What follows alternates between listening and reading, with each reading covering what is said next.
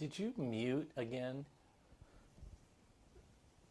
Wayne, you're doing half of our job for us. Well, like always, we have an excuse. Oh my God, yeah. Yeah, we need more than that. Well, there should be sound. Is there sound now? 1 2 1 2. 1 2 1 2. I'm showing sound here. Yeah. Nothing's muted here. Nothing's muted here. You hear us now. Okay, great. All right. Delay's over with. Now everybody can hear us. And you didn't miss anything anyway. Welcome back, kids. Yeah. Hope you're all doing great. I think we were just commenting on the comments. It's great to see you guys. And to see that everybody's either planning on sleeping or having slept or something like that. So, left and right reversed. Oh, well. But we don't have a left and right mix, so I don't know why that would be. But That's interesting. It's always something. what does he mean, left, right? You mean Yeah. you mean you're hearing Joe on the opposite channel relative to where he's sitting? Yeah, like the pan is funny. Well, that could be because the screen is reversing us. But I don't know if there's anything to that. Yeah. And if there is, pardon me for not giving a shit, okay? Well, actually, you do give a shit. You give a really great big one, but the show must go on. But once the show starts, I have to detach from the perfectionism, because if it goes south, there isn't a damn thing I can do about it, and I'm not going to stress out the show just because Right. some detail that I've been obsessing over for 3 days beat me. But there are so many other details There's that all- gotten beaten Oh, this week and this afternoon and everything else. So Joe basically just came back from the dead. I'm getting there. I actually was at the doctor again today, and I found out that I had strep and mono at the same time. Friends. So that's what I've been dealing with. It's like, how come I couldn't get out of bed for 2.5 weeks? Like, my immune system is normally pretty robust, but my ass has been kicked. Like, it feels like I lost all of March. And now, the doctors were looking at me like, boy, we're sorry to tell you this. And I'm like, actually, I'm really glad to hear it's something pretty crazy like that. So I have some answers. So anyway, I'm rounding the bend, and there's coffee here instead of booze this evening. So I'm going to kind of get jacked up on caffeine and talk about tubes. Yeah, I'm drinking coffee too, because as far as the libations portion of the show, I've been living that the entire week, every night this week.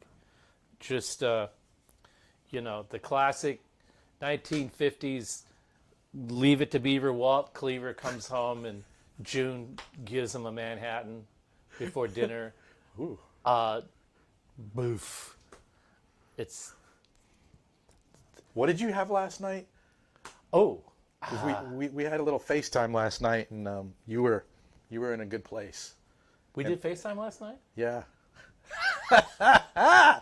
Yeah, you told me, hey, you had 3 of whatever it was. It was some sort of infused margarita action. Yeah, It was exotic. there's this new Japanese themed restaurant in Sherman Oaks called Toshio, I think. Toshio? BMO. And they had a yuzu margarita. Oh, yeah, that's what it was. And yuzu is like a Japanese lime. So it was kind of like my normal sort of thing, only 3 of them. the yuzu has a little bit different flavor than a lime. It's more fragrant, and it's not as it doesn't bite as much. It's just mellower and more fragrant, but it does definitely have that sort of lime vibe to it. It's just a different style, and it works great. I think there was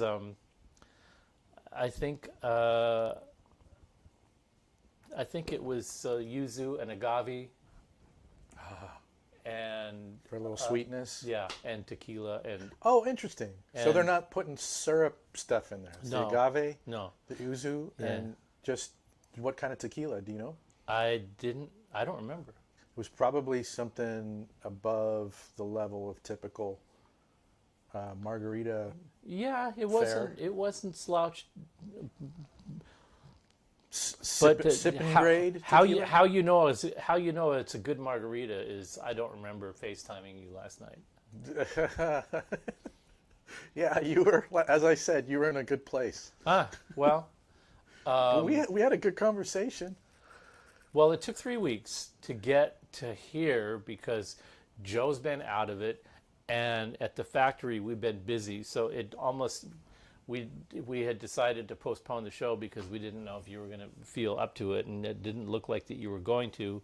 And for me, it was like, okay, you're gonna be sick and unavailable, and that's gonna take one Volkswagen sized object off of my shoulders for a week. Sure, okay, fine. And Well, even okay. This is funny to think about. Steve actually pinged me yesterday around noon and said, "Hey, we should talk." I'm like, "Oh yeah, because we have a show, and we Thai had a show. Thank you, Misopa. Oh, Thai that, show. that was the venue. Yeah, Thai show. You drank the mezcal worm? Whoa! I've never done that. I never will. But yeah, I remember your feeling was like, hi, we haven't talked in forever. Are we still going to do the show? And I was kind of like, oh yeah, if we're going to do the show, we really need to talk about it because, I'm sure it seems like we just get up in front of the camera and screw around, which I guess we kind of do. But there is a lot of thought that goes into this stuff. Yeah, there's a lot of thought that goes into it, a lot of work, and a lot of organizing that all comes to naught the day of the show. Every time we click go live. But at least our hearts are in the right place, right? We're trying. We still haven't, and it's fine, but it's just me. And what I had discussed with Joe is, it's not that whether or not this episode we're going to be able to pull it off, but I want the whole system set up to where we can operate spontaneously and pull something out of our hat And we're still not there yet. that we hadn't planned on doing, which means that at any given moment We could play through anything in this room with any guitar, have it sound like any rig, just have Yeah. it sound good over the stream and all that. And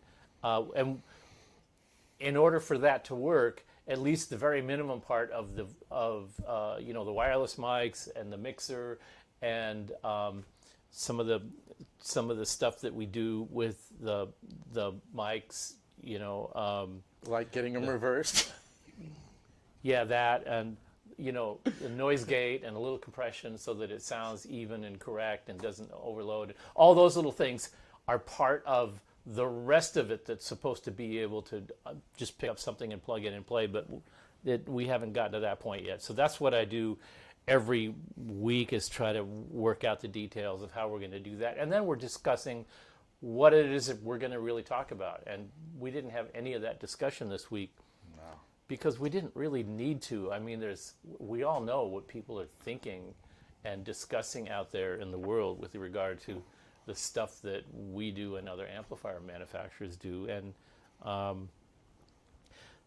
at the time that the last show was originally scheduled, it was just a hellscape out there.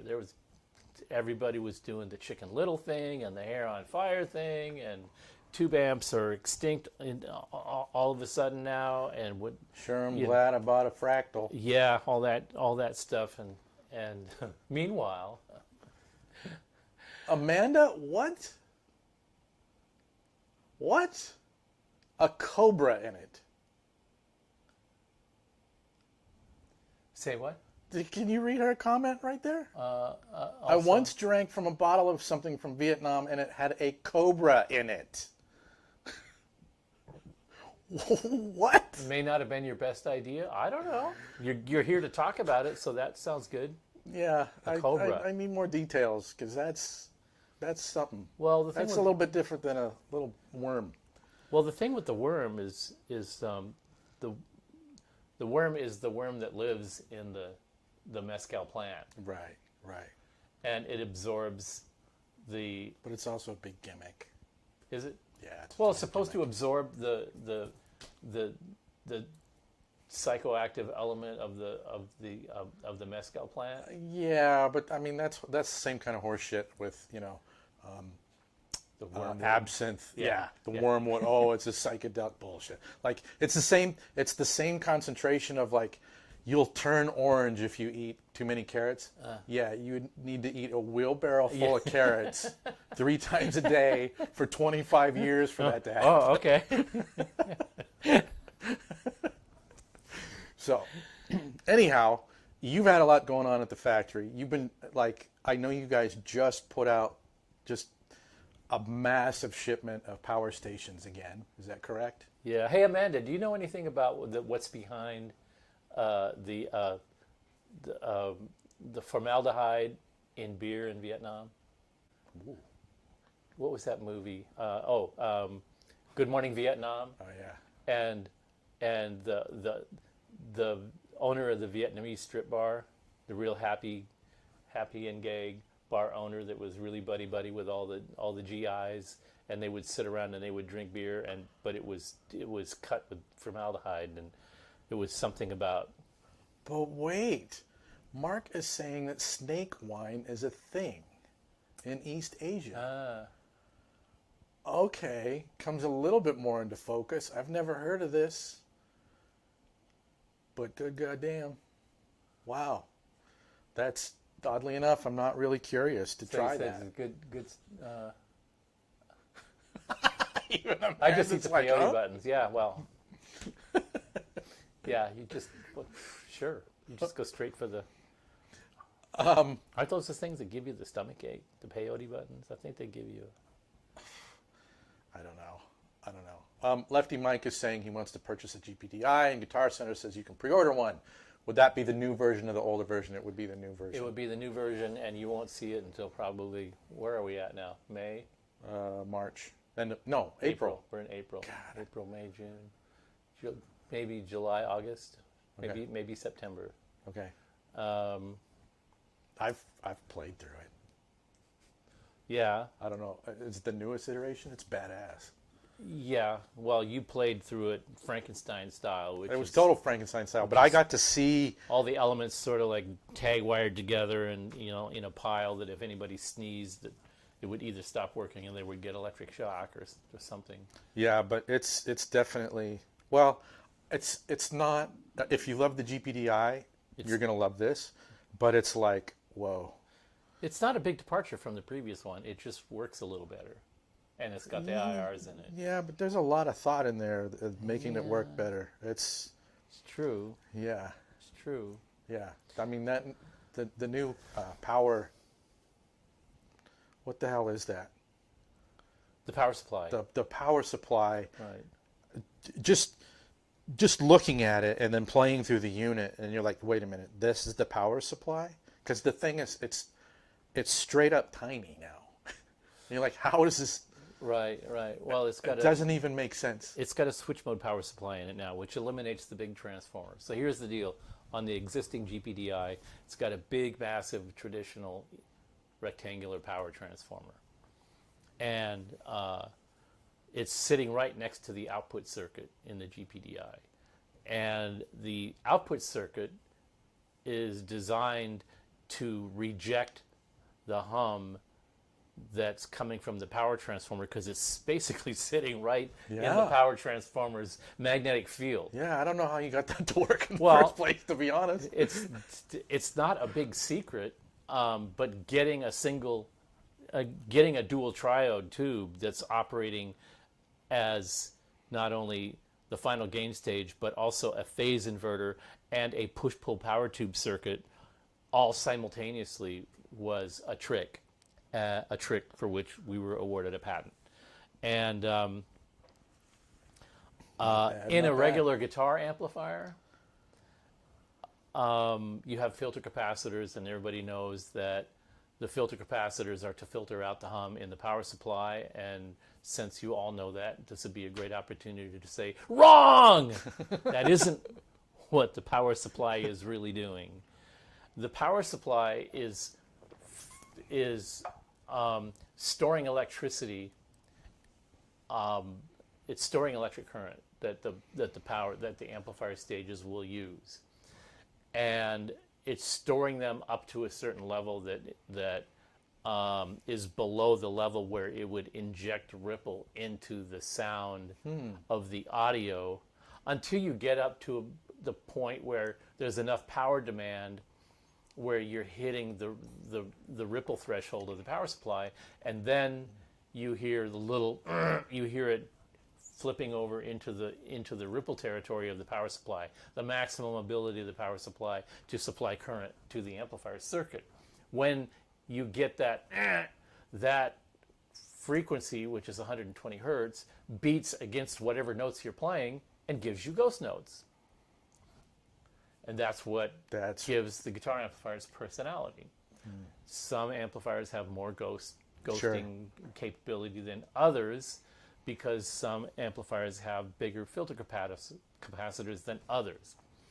However, if you filter the power supply too much, it makes it stiff. Right.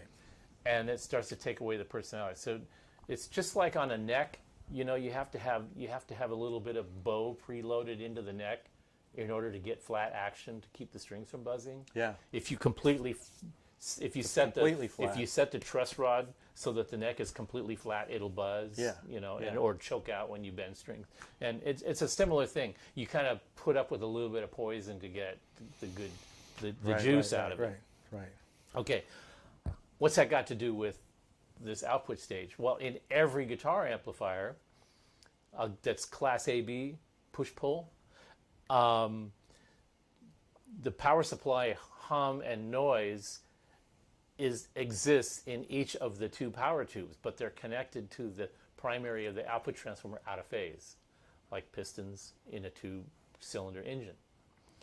And because both of the power tubes are subject to the noise of the power supply at the same time, but the signal that they're amplifying is 180 degrees out of phase, when the signals from the two tubes combine in the output transformer to form a single signal, they cancel out that hum. It's the output transformer that really does the final noise cancellation of the amplifier, not the filter caps in the power supply. So in the GPDI, same kind of concept, but with a single little tube with two triodes in it doing multiple tasks. The triodes are actually the power amp circuit and the phase inverter circuit simultaneously. So they're allowing that noise to be canceled in the output transformer of the GPDI and then coming out. Okay, but why did I go through all that whole rigmarole? Basically, to answer your question about the GPDI is coming soon, we made some improvements in its power supply. Why? Well, even though with that transformer, even though there's a good amount of signal cancellation, noise cancellation going on in the output stage, if you crank it up loud enough, you'll still be able to pick up some hum. You'll get past the threshold where that it can cancel it out, and you'll start to hear that in the noise. So you have to turn it up pretty high to do it, and most people don't usually do that, but me being anal retentive and wanting that gone, the new power supply doesn't use a big power transformer anymore. It uses a little switch mode supply, so the transformer is really tiny, and it's not running at 120 hertz, it's running at 100 kilohertz. So no low frequency noise being generated by the power supply, and that makes the whole unit quieter. Why? What are the benefits of having it quieter inside? Well, we can raise the gain of the preamp stages because they won't pick up low frequency noise inside the chassis if you jack the gain up higher. You're not having to hide anything. You're right. You'll be able to turn the output levels higher. You'll be able to crank up the headphone amps louder without hearing any hum. And the thing roasted your ears before, so now you'll really be able to roast your ears and get a pounding sensation of playing live inside cans, as long as your ears can handle it. And And the one final thing is that how well the output stage cancels hum in the output transformer is determined by how it's biased. So the hotter it's biased, the better it cancels the hum. But it also makes the tube run really, really hot. Mm-hmm. So that gives the sound of the saturation sound a particular kind of a mid-range bark, and it isn't quite as nice for clean sounds as it would otherwise be if it was biased a little colder. Mm-hmm. So because we don't have to use that hot biasing method to cool down, almost a trick to get rid of hum, we can run the tube at a colder bias value and actually get more output out of it and more headroom. So, which that's a thing in the first GPDI. I mean, actually, that's the one thing that I thought early on, and that I've talked to other people about. It's just like, the level versus the clean. How the clean headroom is kind of structured on that, and so that's awesome. Yeah, so I'll have more leeway to play with that and do some improvements, and then the outputs, the headphone amp output gets a better output circuit design. So the headphone amp fidelity is better than it was before. So just some things like that. A lot of house cleaning. Michael, yes, that's what it's for. And guys, what's up with this Canadian delegation action? Looks like almost everybody in the chat's from Canada, which is super cool. I think love our Canadian friends. I think we're reaching Canadians more. We have a couple of dealers in Canada now, and that makes it easier for our Canadian friends to get access to our product, where it was a little more difficult before because we were shipping direct to Canada. And so now we have. Of course, you're wicked. You're wicked. I don't have one Canadian friend that isn't pure awesomeness. I just don't. Let's see, what was that? You guys are the bestest. Vancouver in the house. Yeah. Vancouver. Yeah, it's called West Coast Guitars. It's our dealer there now, and they're so like a lot of dealers that are independents.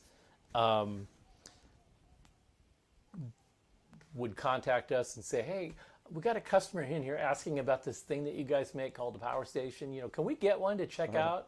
Yeah. And it's always our answer is always, you don't want to get just one, because as soon as you get it, you're going to wish you had 5 more, because the first one you get is going to be gone and you're not going to see it again. And then the next customer goes, hey, that was awesome. When do I get mine? It's going to be 3 months. Yeah. So we try to, and everybody. But that's always, tough because you don't like being a salesman. Yeah, right. Right. And everybody thinks that we're using that as a cudgel to get them to order more.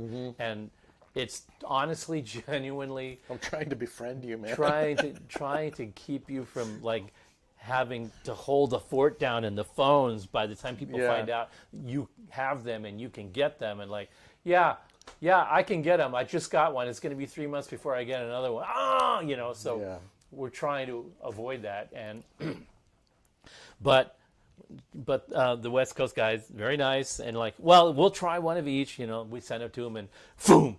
Hey, when can we get a couple more? It's going to be 6 weeks, and all right, well, put us down and put us down for one more each. You should really do 2 each, and this has been going on for about 4 or 5 months now, and then the other day they just slammed us with this huge order. It's nice. Yeah, okay, we get what you were saying now. Is that a part of the big batch that just went out? Or is that upcoming? Oh, nice. Yeah. Okay. Yeah. So power stations aplenty shipping. Power stations ship with power tubes. Yeah. Okay, so tubes are available, apparently. Well, you want to touch this? It's very complicated because so much of it is marketing and political, and I want to be the first with the news. The guy wants to be the first guy on a forum, or the first guy on a YouTube channel to talk about the sky is falling and it's the end of tubes, the end of amplifiers as we know it, and all that, and they just run amok. And I'm watching that going, okay, fine. It's actually, okay, you run with that ball, and we'll just sit back and let people start calling us up. Hey, I have a power station on order from Musician's Friend. Am I ever going to see it? As a matter of fact, yeah, we shipped a truckload of power stations to Musician's Friend this week. A truckload? Like, you mean a lot? Like, yeah, like pallet loads of. And like, oh, but how did you get power tubes? Well, we're a manufacturer. And like a lot of manufacturers, you plan to produce stuff. Yes. Yeah. You plan in advance. Yeah. And you schedule production, and you say, it's not just like, oh, hey, it's Monday. What should we do? Let's build power stations. Well, I think you were telling me that you have been, you've been procuring this stuff the entire time that you've been a company, but in particular, for 2 years, you've been chasing this particular.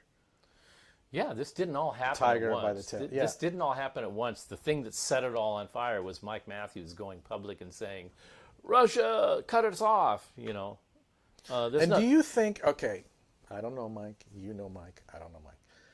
Do you think, maybe I shouldn't even say this, but is that more him covering his own butt by going, my business is about to suffer, I think, so I'm going to kind of put this story out that kind of absolves me of not being able to fulfill what I would normally do? So it's like, I'm screwed, but I'm going to announce that the entire tube world is screwed. You know what I'm saying? It's such a long story, and there are so many tentacles to it. Because it's just like, it's weird for one person to say, hey, guess what? The entire industry is done. Well, here we are in 2022, and one guy goes off and he says, Russia banned the export of certain items, specifically power tubes, or specifically vacuum tubes. And like, really? Let's roll back to 1992, okay? Okay. I remember that year. New Sensor is just getting underway, and Mike Matthews, the head of New Sensor, the CEO, who's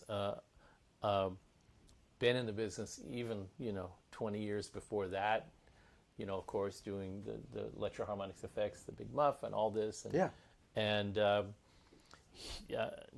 doing manufacturing in New York, fighting with unions, getting basically having his production shut down by strikes, and basically having to walk away. Dude was active. Wash his hands of the whole thing, and then gradually sort of back into the industry later on. And so he'd been kind of out of the picture for quite a while. Out of the tube picture, but not out of the music, out of the MI picture. Really? For several years. Yeah, really? He was, yeah. And then he I guess he stumbled across somebody that designed a little device called the soul something, the soul finger, or the it was one of those little breath control things that you play a keyboard and you could control the dynamics of the volume by breathing in it. Yeah, like the EWI kind of thing was. And so he had this dinky little booth at NAMM, and he's sitting there by himself with a rolling keyboard, playing the keyboard with this tube in his mouth, and he's making the volume and the pitch go up and down by blowing on this thing, and it was really pathetic. And about that time, the United States government set up a program to help introduce U.S. businesses to Russian businesses, Russian Oh, manufacturing this is like concerns. post-Glasnost kind of Yeah. reintegrating post-Soviet Russia into the world economy kind of stuff. Right. And so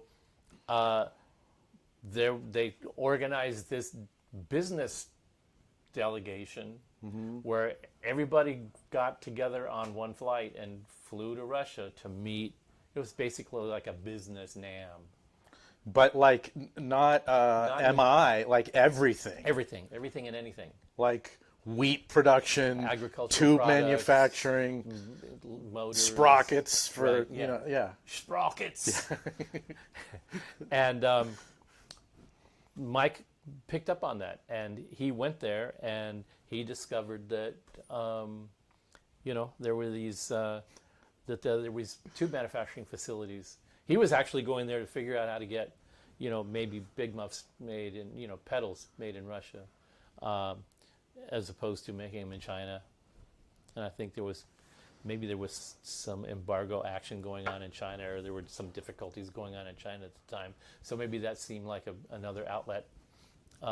Amanda's asking about what we're drinking here. Coffee and sparkling water. Yeah, Italian sparkling mineral water. Yeah. It is not the champagne of ginger ale. Yeah. So at the time, there were probably 7 or 8 vacuum tube manufacturing firms in Russia. There was there was the Ep4 factory, which some people know as the reflector factory, which is in Saratov. Saratov is like southeast of Moscow. Okay. And there's another one called Svetlana, Sure. which is in St. Petersburg, was in St. Petersburg. Leningrad. And Formerly exactly. Leningrad. Formerly Leningrad. And they are northwest of Moscow, kind of in between Moscow and Helsinki. In a port city. Saratov was like way down, in a landlocked area. And Leningrad, St. Petersburg was a port city. So there's also another one called, I don't exactly know how to pronounce it, Novosibirsk, which is perfect. Which is in Nailed. Nailed it, yeah. Which still exists, and it's in southern Siberia, basically. Oh wow! And those are 3 that, until recently, there were 3. Svetlana, or SED, Svetlana Electronic Devices, SED, ceased production a few years ago. But the one in southern Siberia apparently is still in operation, and of course Ep4 is still in operation.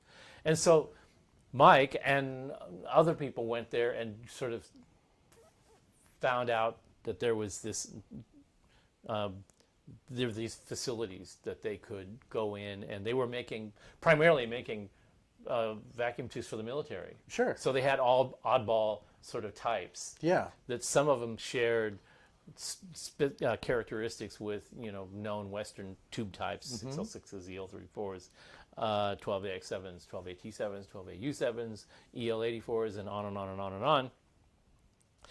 But they had slightly different nomenclature and slightly different specs. And so you basically needed to go in and figure out what it was they were actually making, and then figure out, can we work with you to dial them in so that they're like the tubes that our customers want to buy? Right. Or are they close enough in specification that we can just call this that, and it'll do the job? And so there was a fair amount of that. So Mike got involved in that, and he ended up being, through stuff that was going on with China at the time, he ended up sort of being. I'm not stopping you. I'm putting that. John has just asked us twice. I'm going to pop it up, and we'll get to it when we get to it. Right. he just ended up being the ruler of the roost accidentally. That's nice to And- accidentally wind up in that position. Uh, But, but- he was but a at the ti- hustler. Yeah. So, but at the time that at the time he first started doing it, and we first started buying tubes from him, he had this certain quality of really being accessible and attentive to your requirements and trying really fairly to get you answers and get you product and stuff. And then there would be times where, I mean, he literally, I walked by him at an AMP show, and he was with his posse, his salespeople, and from his factory.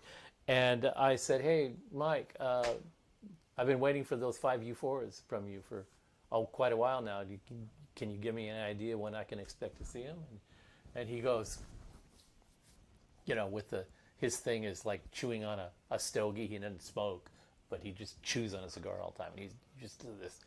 "Yeah, well, it's going to be either 4 weeks or 6 weeks or never." And off he goes. I'm like, Oh, I feel respected. okay. Awesome. And, I mean... Words I can run my business around. Yeah. So that's the 1992 Mike Matthews. And the 2022 Mike Matthews isn't a whole lot removed from that. because there's the right time to talk to him. And he'll go, "Yeah, I know you need to get these, and I'm going to make sure that you get them right away," and blah, blah, blah, blah. And a couple of weeks later, we get the notice that they shipped, And on another day, it's like, "Who are you?" Or, "Hey, it's just like, I don't, and then this other sales manager is going, today's not really a good day to talk to Mike. I'll talk to him on Tuesday, and I'll probably get a positive answer So from when you call, you're like, "I want to talk to the sincere Mike Matthews." Yeah. Is he in today? Yeah. No, but he's not? Okay. No, Yeah. yeah. The No, flippant you don't Mike? get the option. No, You don't. I don't want that You don't get the option. You just get the mic that you get, right? Yeah. And so they go out and they say, "Russia shut us down," and then 2 or 3 days later, they go, "No, Russia didn't really shut us down. It was like a shipping snafu," and so.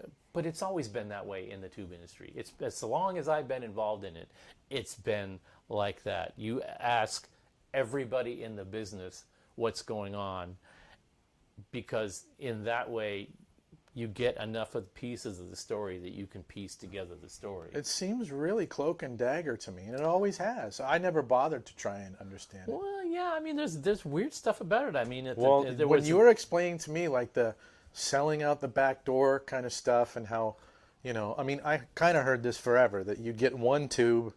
This is I don't want to cast aspersions here, but this is branded as such, and then you're holding 2 other tubes. You're like, wait, this is the same exact tube.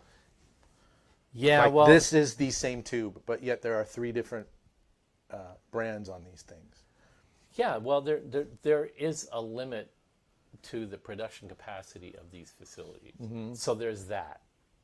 And then there's what it is they actually produce that will translate to what the consumers need and want to buy, or the manufacturers need and want to buy. Mm-hmm. There's that. And there is some variation in there. And if you don't know what you're doing and talking about, and you don't really know what's inside the tubes and how they work and why they're different, then you're kind of at their mercy. Well, And then on top of that, there is the shipping and logistics issues that were complicated by COVID. So that's why I was saying for the last 2 years, we have been struggling with tube supply, because just trying to get it, and then the disruptions in the shipping, the logistics, the shipping, and the tie-ups in the ports, and waiting for the ship to arrive with our shipment of tubes in it, and all of that. We were already purchasing ahead of time. We'd gone from purchasing 3 months ahead to 6 months ahead to 9 months ahead to now 12 months ahead of time. So we're buying. Wow. We have been trying to buy. But this is all COVID era shipping issue related, and so the Ukrainian invasion piece just kind of feels like the next chapter of okay, because the actual factories did not shut down in Russia. That's right. They're producing. That's my So understanding. it's still primarily just shipping.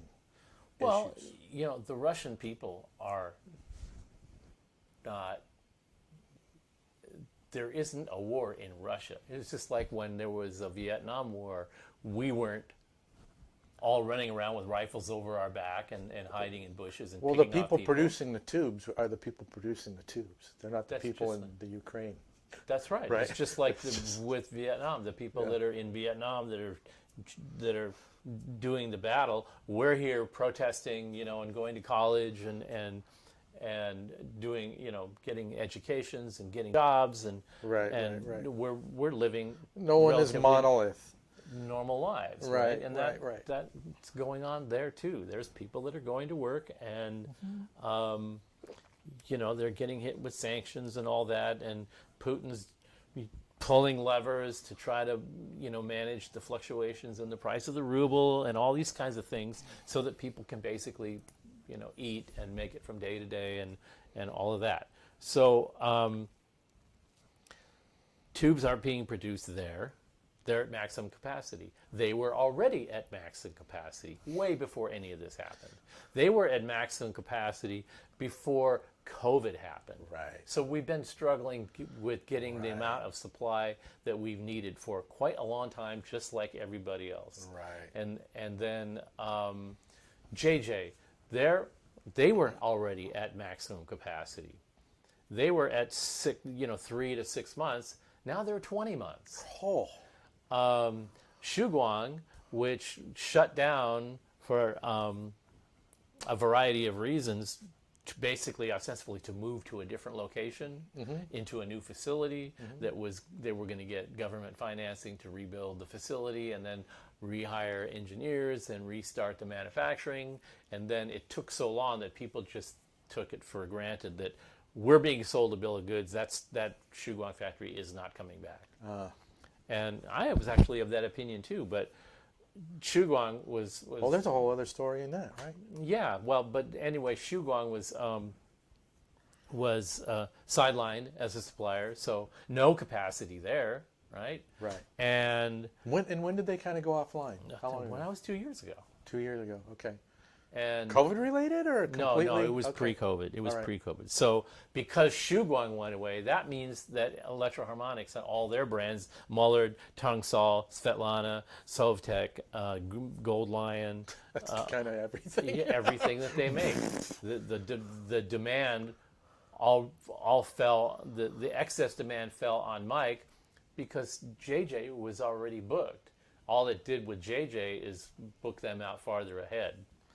And we had already started purchasing, 6 months in advance by that time. And so by the time we got the notice from New Sensor that there were going to be delays in shipping and that we weren't going to get the quantities, we already sort of had some backups. Plus, there's not just one supplier.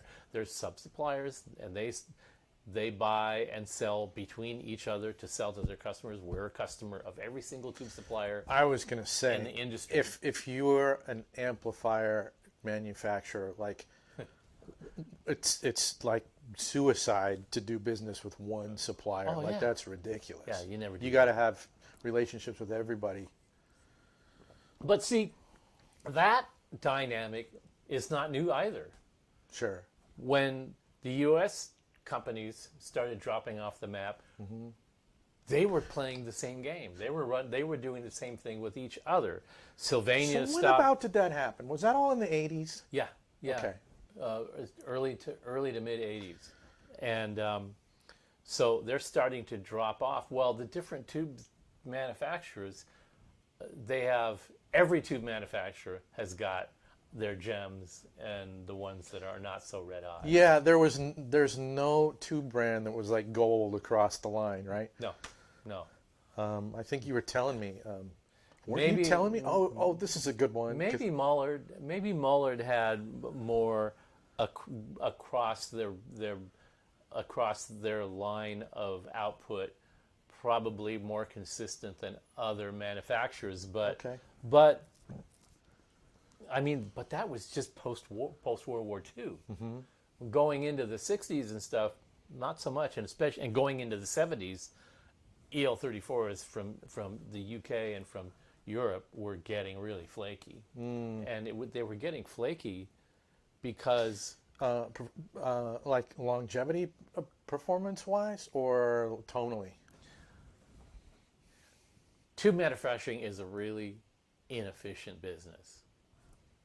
There's a lot of fallout. There's a lot of mechanical little parts in there Sure. that are, if you, And it's obsolete technology, so there aren't companies doing research and development how to build a better EL34 because nobody gives a shit because it's dead. right, So what's out there is what's out there.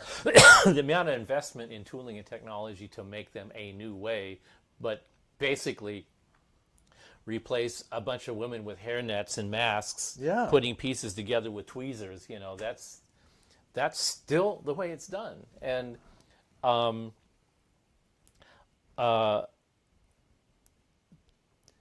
there's a lot of fallout in that just because of manufacturing tolerances, because things break in production, to scads and scads of tubes, there's always a percentage of fallout, Right. okay?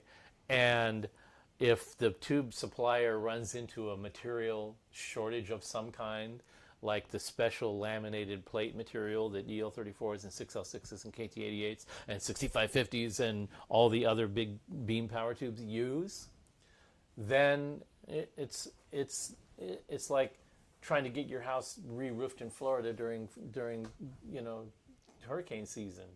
You cannot buy roofing tiles anywhere from anybody, and if you can, you're paying 10 prices for it. It's just weird for one guy to represent an entire industry. Yeah.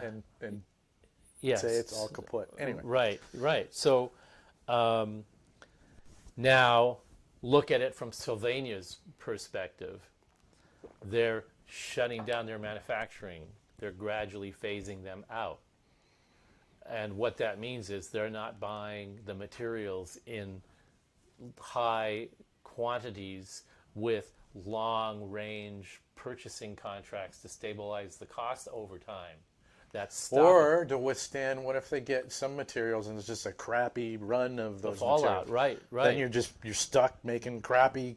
That's right. So stuff. now they're still trying to fulfill their remaining contracts With shoddy and materials. other suppliers that maybe stopped making an EL34 but still make a 6L6.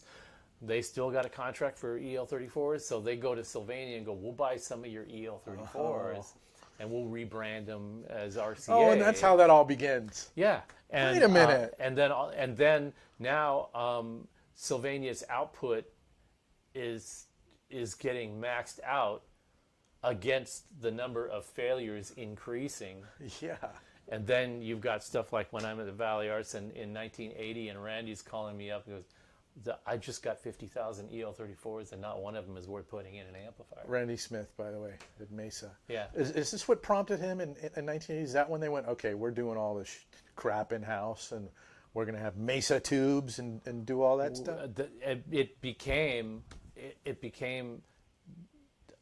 necessary to fish through them yourself, because by this point the knowledge base is starting to disappear from the manufacturing companies that were making the U.S. stuff, and it remains to the people whose job it is just get the inventory out of the place so they can shut down that facility and sell the property. It's them. There isn't any real customer support anymore. There isn't any sort of backup people that you can go and say, hey, these are shit. Oh, really? Throw them away.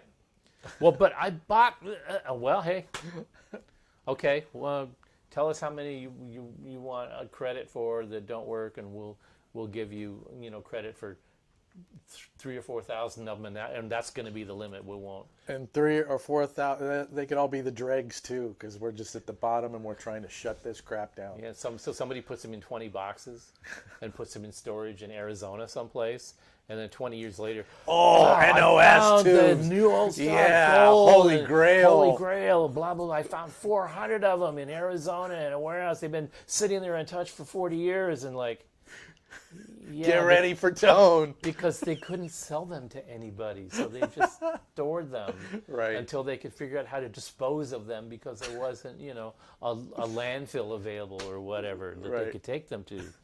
Oh yeah, that's got barium. No, we don't want that in our landfill. All right. Let's answer a couple questions here. Okay, all right. Succinctly, and then we'll get back to Tube Talk. Because John asked this twice. And I know the answer, but you should answer it. No. It's not a stereo. The PS100 is not a stereo power amp. That's right.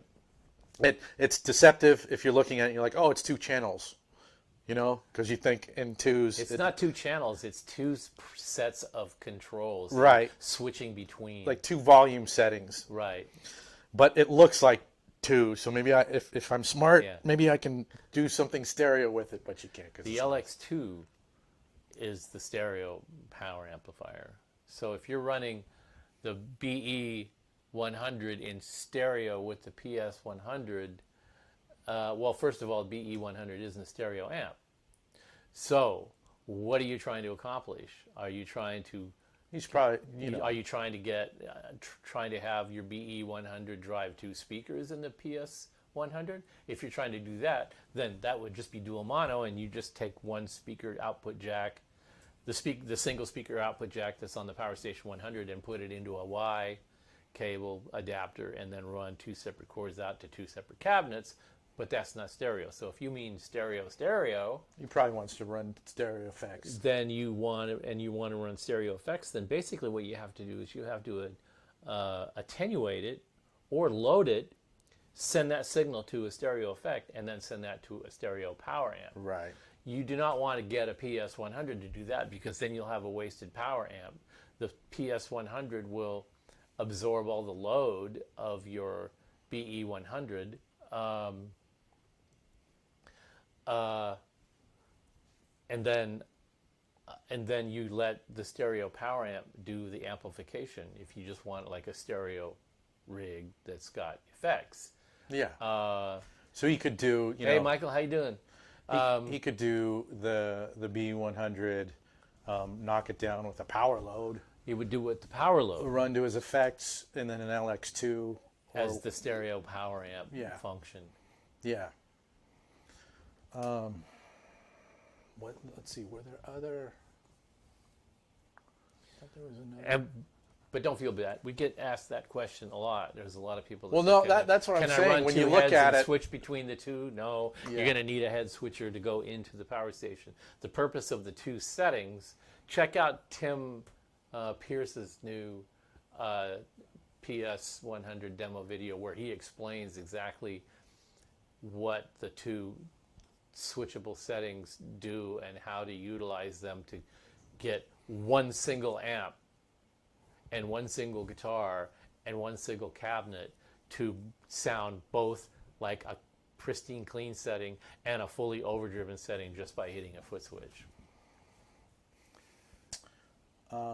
Yeah, totally, John. I'm glad we didn't. Sometimes we just talk and we steamroll over questions and we don't mean to. So we're trying to do a better job. We're looking at a giant monitor finally, so we can monitor what you guys are saying and hopefully not miss questions and stuff. So, can you see that, Steve? This question. Michael is asking. Let's see. Running a Syn 2 with a Synergy preamp into the PS100 into a 212. What would work better for silent practice with headphones, a GPDI or a PLIR? PLIR. The GPDI is its own amp. You don't plug another amp into the GPDI. It's a self-contained little 1-watt guitar amp, has its own little built-in miniature reactive load that feeds its output stage that you can drive a speaker cabinet with it at very low volume, or use it as a preamp into a larger power amp, or I all think- that. But the GPDI is an amplifier. It's not a volume management device. And the PLIR is, and it has the reactive load. It absorbs all the power of your amplifier, so you can play silently, and sends that signal through the IR loader and then to the stereo effects loop, where you can put stereo effects in, which you're really going to want to do so that you actually establish a room inside your head, not just a dry, even with IRs, a dry signal going mono into the middle of your forehead with headphones on is just an okay experience. It's Yeah, not like, it's a little it's not like shredding in an auditorium. But it's a little persistent. yeah, but once you put a good sounding effects processor in the stereo loop, and then you're in a room, then it's massive, and that's really the way to go. Yeah, it adds a little more barn. Bar. I saw you guys doing that. Neil Young in there. And then, before we move on, I think right from the genesis of the GPDI, it stuck in my head. It's an amplifier. It's a 1 watt amplifier. And I think even though you always said that, the messaging needs to be even stronger when the next GPDI comes out. That's what it is. It is an amplifier. You have to think of it as such. Yeah, it's just a guitar amp that sits on your desk, Yep. and you can plug it directly into a DAW if you want, or a cab if you want, or headphones if you want, or all three simultaneously if you want. But at the end of the day, It's an amplifier. It's a little amplifier in a It little sits metal next box. to my laptop. That's why it's called desktop recording amp. Yeah. So I think that's the thing to shout from the mountaintops about that. And then, hey, Michael, when will the IRs be available a la carte? Okay, here's the thing.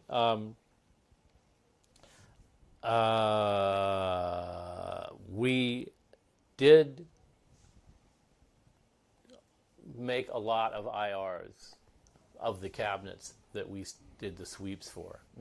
And we do have a lot to select from going forward that we can curate out to package in that way. But we haven't set up a mechanism to do it yet. And the ones that we selected to put in the PLAR, and that will also go into the GPDI, were just the ones that we just sort of polled each other and said, these 8. Like, holy crap, they work. They work great, Yeah. But they're kind of application specific, and if we're going to make them available as a package, people are going to want them to be a little bit more applicable to loading into their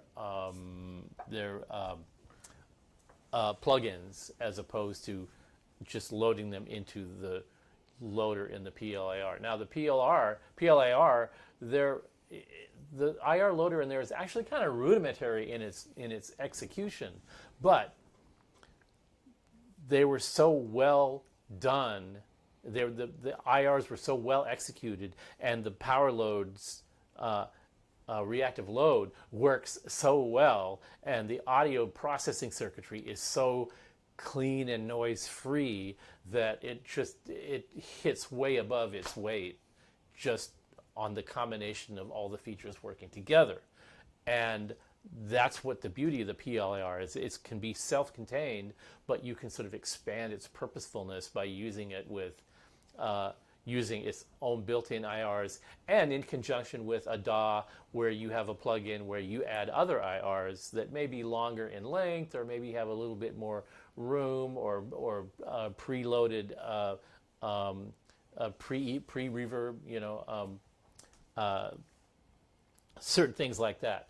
The thing that makes the more sophisticated IRs apparently more sophisticated is really the first 20 seconds or so is where all the action is. Yeah, there's the transient. And then the next 160 seconds, 160 milliseconds of it, 160 milliseconds, is I don't claim to be Eric Johnson or anything with my practically ears, a flat line, but I'm making records damn near every day of my life, and you know, in a mix, I really can't hear the yeah. usefulness of the There are supervisor. subtleties. I'm not saying they don't exist. If you can hear it, you can hear it. Yeah, And that's there are subtleties your to truth. the IRs with longer lengths, but the longer length doesn't mean more speaker tone and more dense representation.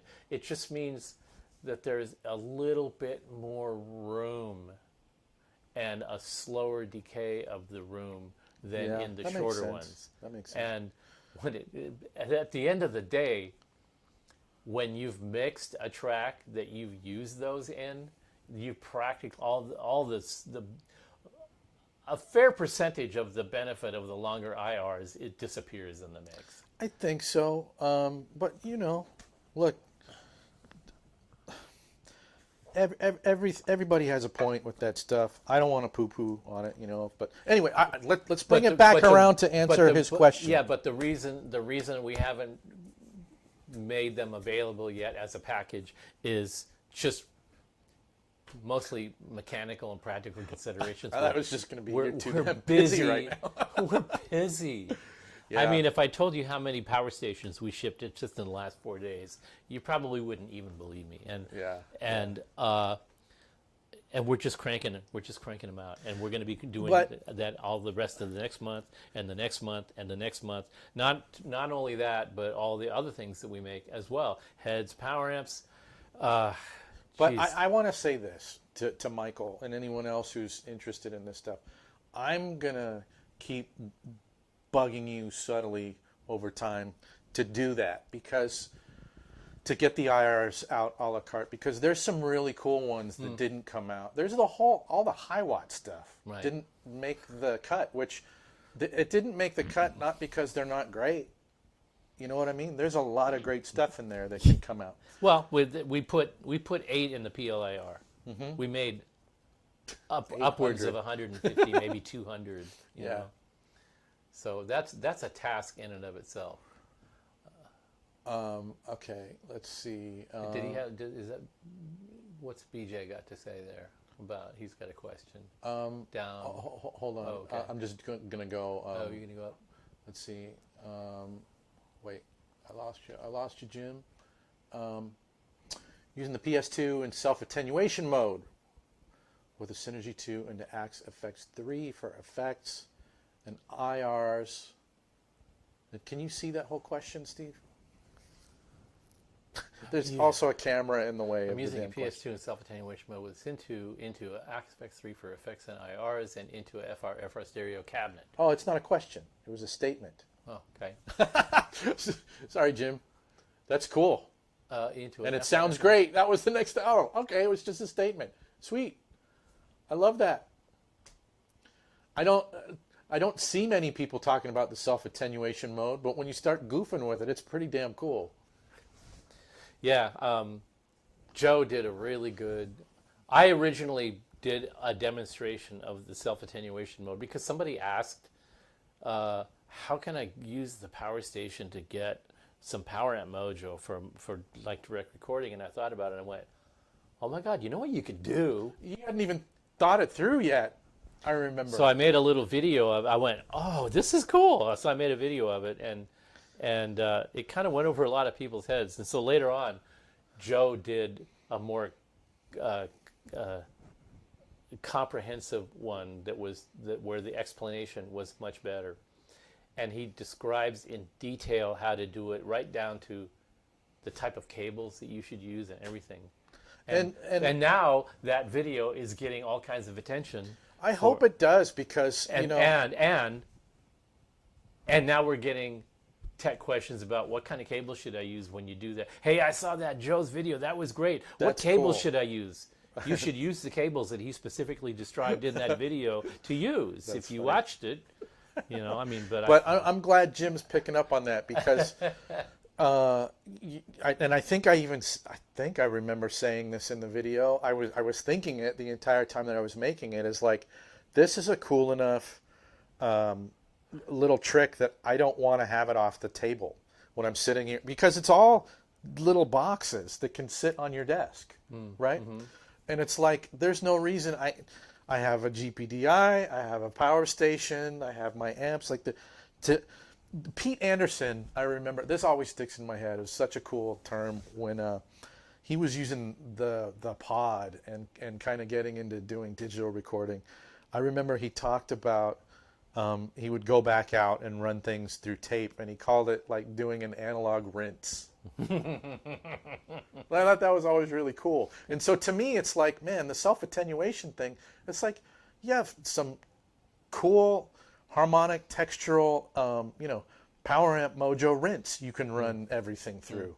And it takes nothing to have it there and to always have that on tap. So that's super cool, Jim, that you're using that. Thanks for letting us know. And then John's asking about I don't know these EL34s. Okay. They're called red base, not red plate. Oh, okay. They refer to the actual color on the base of the tube. Okay. It's a tube of Chinese manufacturer. The people that are producing it are technicians from the Shugong factory, and Shugong is going to be coming back, but some of these guys have already broken off and started another operation. They actually did that quite a while ago. Did they do that before the factory kind of went offline 2 years ago? They were actually, what they were audio guys. They were audio freaks. Who were working there. As engineers. We want to build a better mousetrap. And so what they did was they did a subsidiary of Shugong. They were still part of Shugong. So did they get an infusion from Shugong? They got a little. Where'd their money come from? They got a little. Like, was it going to be the custom shop? Yeah, exactly. And they got a little extra cut for the extra price that they sold these tubes for, that were a little bit more lorded over in production and the way they look and the execution and all of that stuff like that. And that's what these are. I'm sorry? The red base. That's what the red base is. All the only difference is that Tad had bought red bases and had red bases installed on them. Thus, red base. They're very, very similar to the Shugong EL34, which was being sold as the Ruby EL34B by Magic Parts. And they, one story leads to another, and but this is indicative of the whole game. There's always been somebody that tries to get in there and get their hands on something that they can say, this is our special thing that we specified so-and-so to build. Yeah. And usually what happens is that it's a little bit of smoke and mirrors. See, I hate it because it just confuses what's happening in the market. Well, they rely on market confusion to gain a competitive edge. That's so true. That's the name of the tube game. Yeah, really, that it makes is. Sense. Yeah. It really is. And then I just give up. I don't know. I need an EL34. I don't care about the rest. Do they work? Are they broken? Do they fit in my amp? Okay, let's bias this thing. I have a gig to do. Well, we'll answer. Leave me alone. We'll answer. Look, if there's any other questions you want to answer, we'll answer them, and then I want you to pull up the picture. Oh, sure. Let's see. What do we got here? I mean, we have other questions. BJ, do you want to talk about the effects loop on the PS2? Let's see it. Is our buddy BJ? A nice value sound. What's the PS2A spinning on how it has such a clean fidelity to it? The effects loop on the PS2A. Here's the trick. It's passive. No buffers, no op amps, no signal processing. The trick is that your amp's output is 4, 8, or 16 ohms. Okay? That is driving a reactive load. The reactive load you set with a switch on the back of the power station for 8 or 16 ohms. That's the source impedance of the load. The load then feeds the effects loop, which then feeds the preamp stage of the power amp inside the power station, which then feeds the speaker cab out of its own output stage. Because the reactive load has a very low source impedance, that means that there are no buffers required on the effects send to reduce the send impedance to a point low enough where it won't be affected by cables going to your pedal or the loading in your pedal, et cetera, et cetera. It's already a low impedance. Right. And what a buffer does, a buffer is a voltage follower whose function is to take a high impedance source and convert it to a low impedance source without changing the fidelity or the gain. So it's a unity gain of one device. The signal that goes in is the same signal that comes out, which is why it's called a voltage follower. The voltage that comes out of it follows the voltage that goes in. The only difference is the impedance changes. The power station doesn't require that buffer because it's already a low impedance. And because it doesn't require conversion and voltage attenuation, because it already happened in the reactive load, it also doesn't need the return gain stage to compensate for the voltage that was attenuated through the loop. That's already been taken care of. And so then that means the return buffer stage, which in this case, in the case of most amplifier effects loop, the return stage has, let's say, the gain in the send drops by a factor of 10, and then the gain in the return has to compensate by amplifying by a factor of 10. So when you drop the gain down to the level that's comfortable for a pedal, and then you amplify it back up by that same factor coming out of the pedal, you also amplify the noise. I was going of to say, the and who pedal. knows what's happening in that pedal? Right. So whatever noise is in that pedal, that gets aggravated by a factor of 10. If the pedal's making any distortion. Hey, all of a sudden my pedal sounds really distorted. When I plug my guitar straight into it in the front of the amp, it sounds clean, but when I put it in the effects loop, it sounds distorted. It's because you're hearing the noise flow or the distortion. You don't hear that in the PS2 because no buffers, no headroom issues, no clipping, no big drops in gain and big boosts in recovery. All that stuff is Interesting. It's just a side benefit of the simplicity of the circuit. No active electronics. Hobo Roadie, 1 watt will get the cops called if you don't use common sense. You know what? 1 watt is a lot louder than you think, right? Wayne, nice to see the ether back in the manufacturing process. No kidding, man. Hey, Tone Talk, what's happening?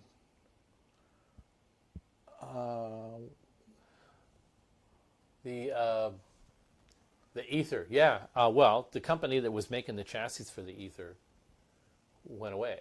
So we had to get a new supplier all set up with the... No, wait a minute. The chassis, which... all of the chassis parts of the ether. The within the cabinet chassis or the actual... Both. All of it. All of it? All of it. Whoa. Because it's a set. Yeah. Right? So the preamp that's in the cabinet, which is 2 pieces, the outer chassis and then the inner chassis that supports all the electronics that are built out and then assembled inside. And then the external power amp module, which is the power supply. It's a top cover, a front panel, a rear panel, a bottom panel, and then an internal chassis. So that's 5 pieces. Damn. So, and then all this, first of all, that special paint color, and then the 2-layer silk screening process, which is really, first of all, that's a really special paint color, and it's a powder coat, but it has to be coated at a very specific temperature in order for it to lay smooth like a candy coating. And how we get that to look like candy is going to a supplier that really knows how to only for me to take it out on the gig and beat the hell out of it. Spill puke in it and spill beer on it. I haven't done that yet. Yeah. It'll And Yeah, so to get that thing, to transfer all of that, first of all the ones that we built from the previous supplier, and to get all that consistent enough so that when you look at the new one next to the old one, they don't look different, you know. You're not interested in having that debate. Oh, the first ethers are the superior ethers. You know, with the different chassis. Yeah, because I mean, honestly, there are 3 customers that are buying a second one for stereo. Oh man. So they got a match, they got a match. Oh, and man. and the new supplier is going, well, this looks really close. And yeah, it's real close, but it isn't spot on. We actually even had representatives from the company come over to our factory, and we showed them photos, we showed them people using them live, we showed them the physical parts. We really walked them through the whole thing, and after a while they went, oh, we really have to be on our game on this, don't we? Well, I'm going to make a kind of a funny point here, and I'm going to do it. They won't be able to see it, but there's a SIG-X back here, guys. And this is a funny thing that Steve popped up here. This is obviously the Fryette panel nameplate. You ought to be able to tip that down, and maybe you'll see it. It's just, but I don't even think. Can you just tip the head forward? I can't. No, you won't be able to see it anyway. Yeah. Anyway, there are all these 1, 2, 3, 4, 5, 6, 7, 8 little red arrows pointing to. Was it Masa? Jose does that. Jose did it. So Jose is the was QC guy. He goes through all the nameplates and he looks for defects in the paint on the nameplates. And he found one of them. He had like 14, and he has these little red arrow markers for each defect in the paint that he finds. This one had 14 defects in it, so we put it on this one here. So you can't really see it, but it's got 14 little red arrows on it. But guys, I'm here to tell you, like, you could put that out. You wouldn't see it. You could put that out, and nobody is going to bust you or anything. But it's that level of like, no, we can't have it. You can't have it. It can't go out that way, and it's not because we're so OCD about it. It's the classic slippery slope. Where do you draw the line? I love that. That is important. You let that go. What's next? Exactly. And it's not about us. It's about the supplier that makes it for us. If we let them off the hook just a little bit, and then they try to move the goalpost again, then we have to go, are we going to allow them to move the goalpost? And then if we do, what happens when the next time they want to come and move it yet again? And it's let's just not begin that process ever. That with them or us. See, that kind of drift happens in manufacturing all the time. It's called drift. It's a moving target, and the more you just sort of, as volume increases, and the neck pockets on 70s Stratocasters. Yeah. Well, I mean, there are legendary stories about how upset the luthiers and the workers at the Fender factory were when the bean counters started showing up and going, that's good. And they were like, yeah. wait a minute. Leo would just like, he would never stand for that. Oh man, my daughter, her first, real job was being a barista at a coffee shop. And when she started there, the manager was the guy who created the whole coffee thing in that restaurant in the first place. And he was serious. And the way he trained everyone there, it was like... And then he left. But she was trained kind of in his image of this is how you do it. It's not quality. It's just this is the way. And new trainees were coming in and they weren't taught the same way that this Winston guy had taught. And it drove her nuts. She was the employee. She wasn't even a manager at that point, but she's like, I can't handle watching these people come in and doing it wrong. You know what I mean? So it's like, that makes sense. These people who, they're not in a managerial role at Fender, but they're like, we know what right and wrong is. but see, I've done consulting for other companies about quality and how to manage it and how to recognize a drift in quality. And I mean, How to recognize it? That's interesting. yeah, Really? and you know, how to trace it back to employee training and the person that's doing the training and how you communicate why that's important. And the thing that triggered their desire to bring in somebody outside and take a an objective look at what's going on is they were getting warranty return product that had screwdrivers and wire cutters inside them, razor blades, and tools. They had jacked up the output so far to try to meet demand that the employee base, It's a Doritos wrapper in they my amplifier. weren't trained to operate. They didn't restructure their manufacturing to account for the ability of a human being to do a particular level of work consistently. They just figured, well, they'll just make more. And the people that are making more, is just like the old I Love Lucy skit where Lucy's like putting the chocolate balls down or sticking them in her mouth and putting them down. It's like it gets unmanageable, and you have to go, no, look, if you're going to increase your volume output 30%, you're going to have to increase your labor base by Right. a similar Because recovery percentage. time is a real thing. Yeah, yeah. People You aren't can't robots. just add workload on people and not expect them to finally just go, geez,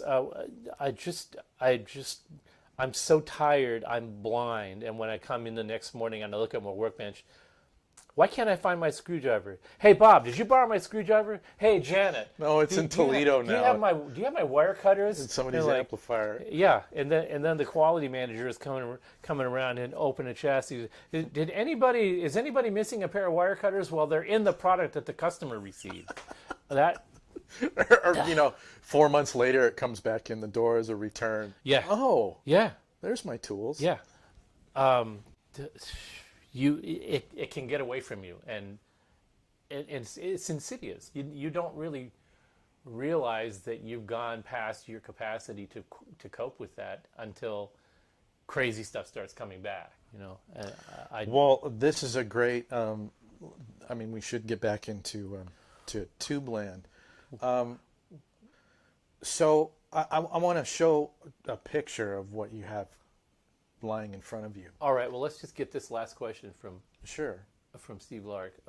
Would Running a microphonic 12AX7 in the phase inverter position cause any issues with an amp?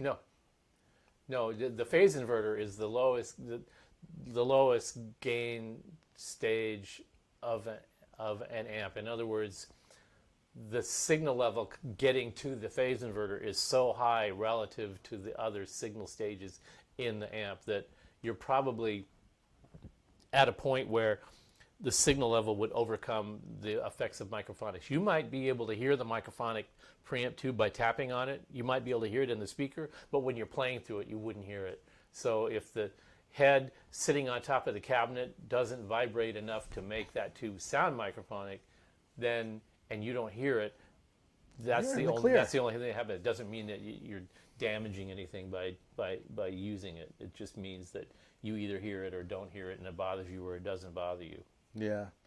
This next question, I think Michael's talking about Western Electric.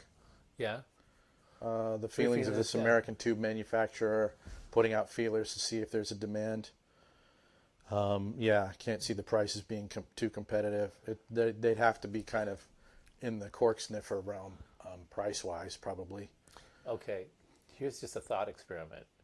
Here's a tube manufacturer that's been making one single type of tube for the last 10 years. One tube, one type.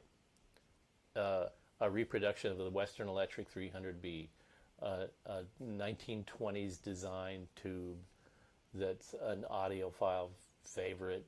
It's used in 5-watt single-ended amplifiers. It's the Grail tube.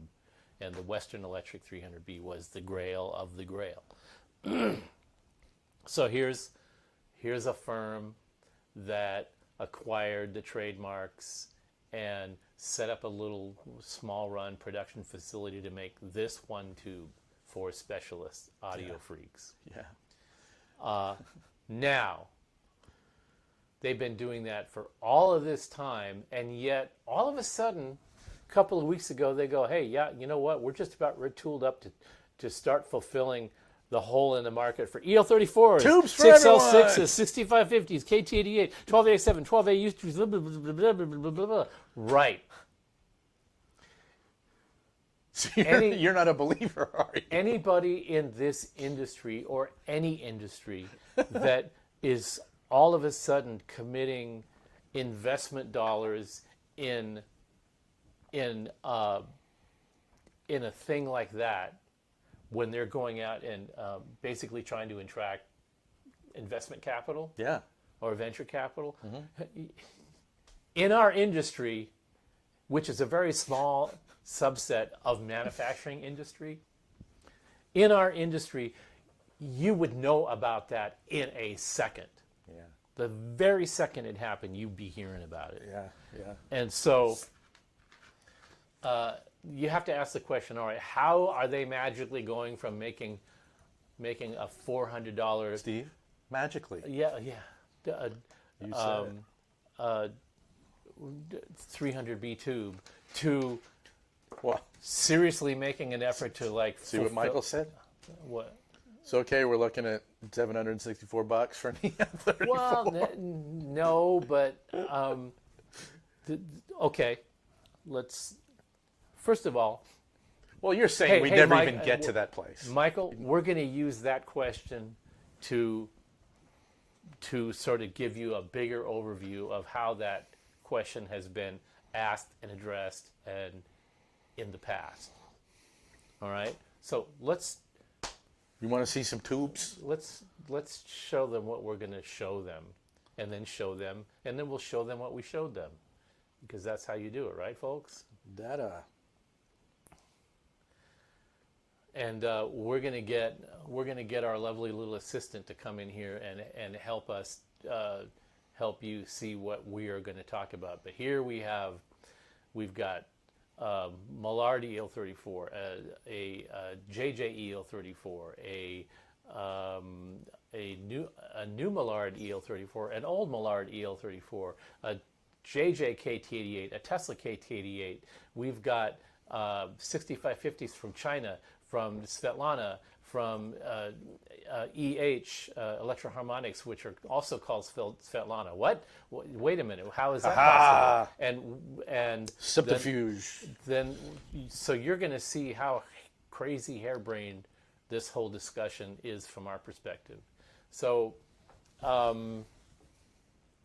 let's just start with Michael's premise that what about manufacturing tubes in the U.S.? Well, first of all, an entirely new paradigm of production manufacturing would have to be created in order to do that. Because you won't, if they tried to do it the old way, yeah, they would be $700 12AX7s, and nobody would buy them, and it would be a bust. So that's just a false flag right there.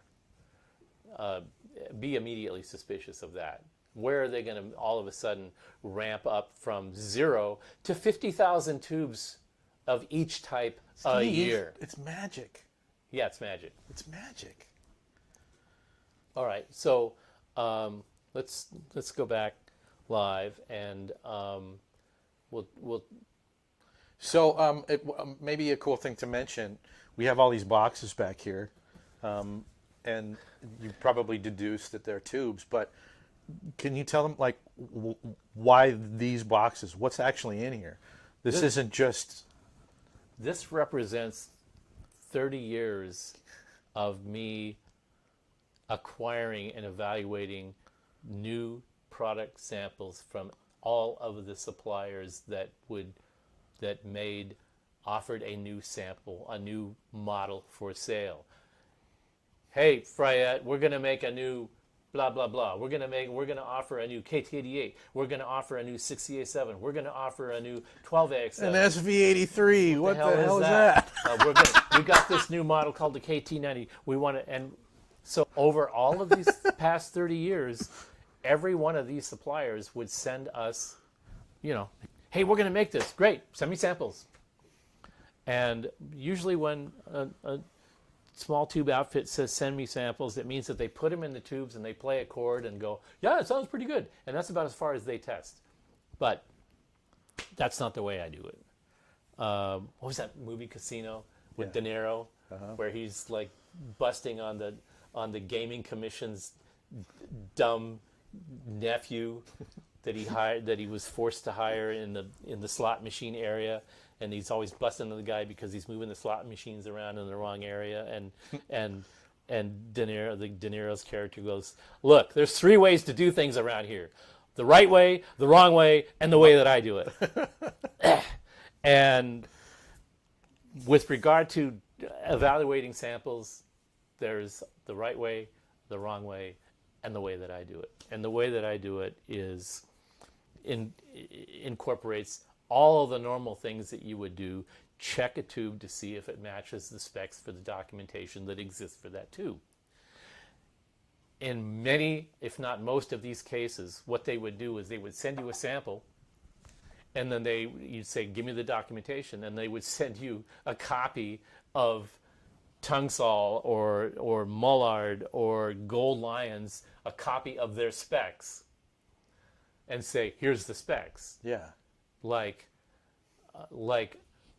I asked you for the specifications for the tube that you make. Yeah, this and tube. You assumed that I was dumb enough to ask for specs that I could go get myself any old time and say, this tube is purported to comply with the specifications listed on this 30-year-old document.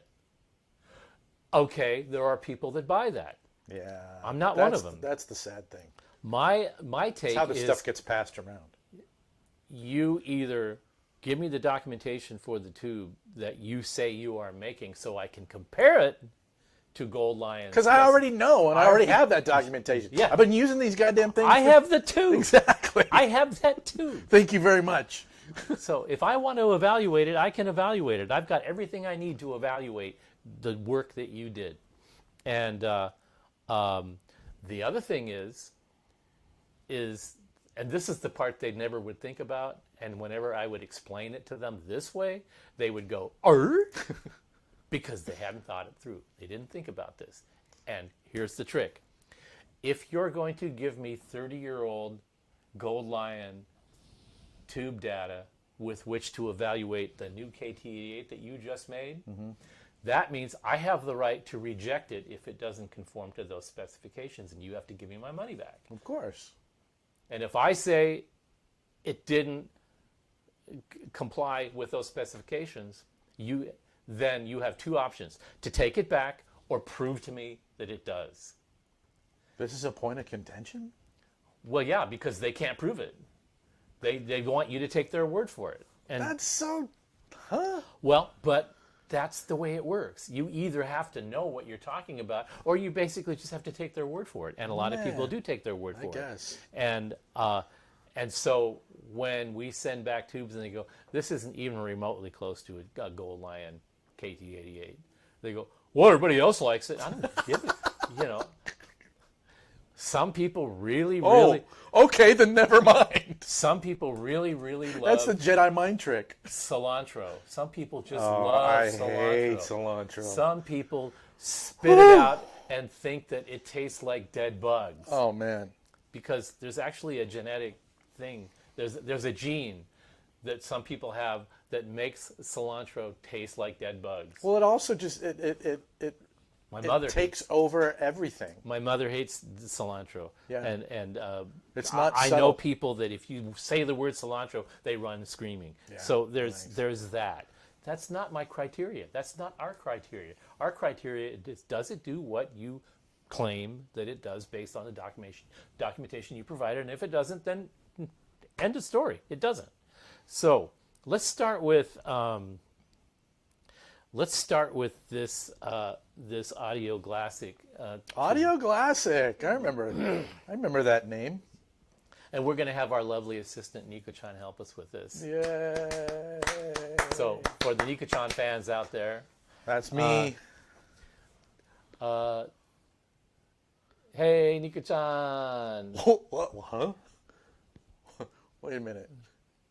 she's gonna have to get used to the camera angle there. So cut her a little bit of slack while she tries to get us in focus. What are you holding? Oh, I'm weirded out. yeah, that's not exactly what I had in mind when I said let's see the Russian 5U4. That's a fun guy. What in the Sam is happening That's here? a little better. It's not quite what I was hoping for, but Shape is a little closer. yeah. Well, the tube that we're going to talk about bears about as much resemblance to a real 5AR4 as a hunk of zucchini. So that's probably Shots fired. God damn. This tube says Audioglassic on it, and Nico-chan, let's get you in focus and get the tube out there so people can see what it looks like. There we go. We're getting there. Now this says this tube is made in Russia. You see it says 5AR4 GZ34 on it. It says 5AR4 on it. And on the back it says made in USSR. So that should give you an idea of approximately when it was made. Oh, dang. What is Audioglassic? Audioglassic is the trade name of the firm that went to Russia on one of these business junkets. Yeah. And got like we were hooked up. saying before. What did I say? Post-Glasnost, Yeah. post-Soviet reintroduction into the global economy Right. mission kind of things. Yeah. Except it's labeled USSR, so that's almost like new old stock. Yeah. Now this is the tube. This is the tube that was made in the name that I can't pronounce. That's in southern Siberia. Okay. This was made by them, and they did not have a nomenclature for 5AR4. But the specifications were just sort of close enough that they could pass it off as a 5AR4. It didn't really have the current handling capacity. It didn't really have the specified rated plate voltage, limits that a real 5AR4 has, but it did rectify in a deluxe, So it actually had a quality about it that the filaments took longer to heat up, which is actually kind of beneficial to tubes that in amplifiers that didn't have a standby switch, it would take longer to warm up, so it would give the power tubes A little longer life, to heat kind up, of. and all. So it sort of acted like a delayed standby switch, but it's not a 5AR4, not by a long shot. Huh. It's actually a 5Z4, which you probably never heard of because there wasn't really a 5Z4 in American production. And then when I went through and checked the specs for this thing that Audioglassic was pitching as a 5AR4, it was actually closer to specs for a 5U4, which is even a higher voltage but a lower, a larger voltage drop. So the actual voltage coming out of the rectifier tube into the power supply would be lower than a 5AR4 would be. But this is now Audioglassic was a brand that was trying to compete with groove tubes at the time in the early 90s. And this was a group of people that formed this company, and they went and they made a deal with the Svetlana factory and this other factory, and started importing tubes to sell to manufacturers and to consumers. Oh, okay. Quick question, and you might not know this because I don't know, maybe nobody knows this, but Audioglassic was selling tubes out of both of these factories. Yes. Were ones coming out of the Svetlana factory better than the other factory that we can't pronounce? They were different.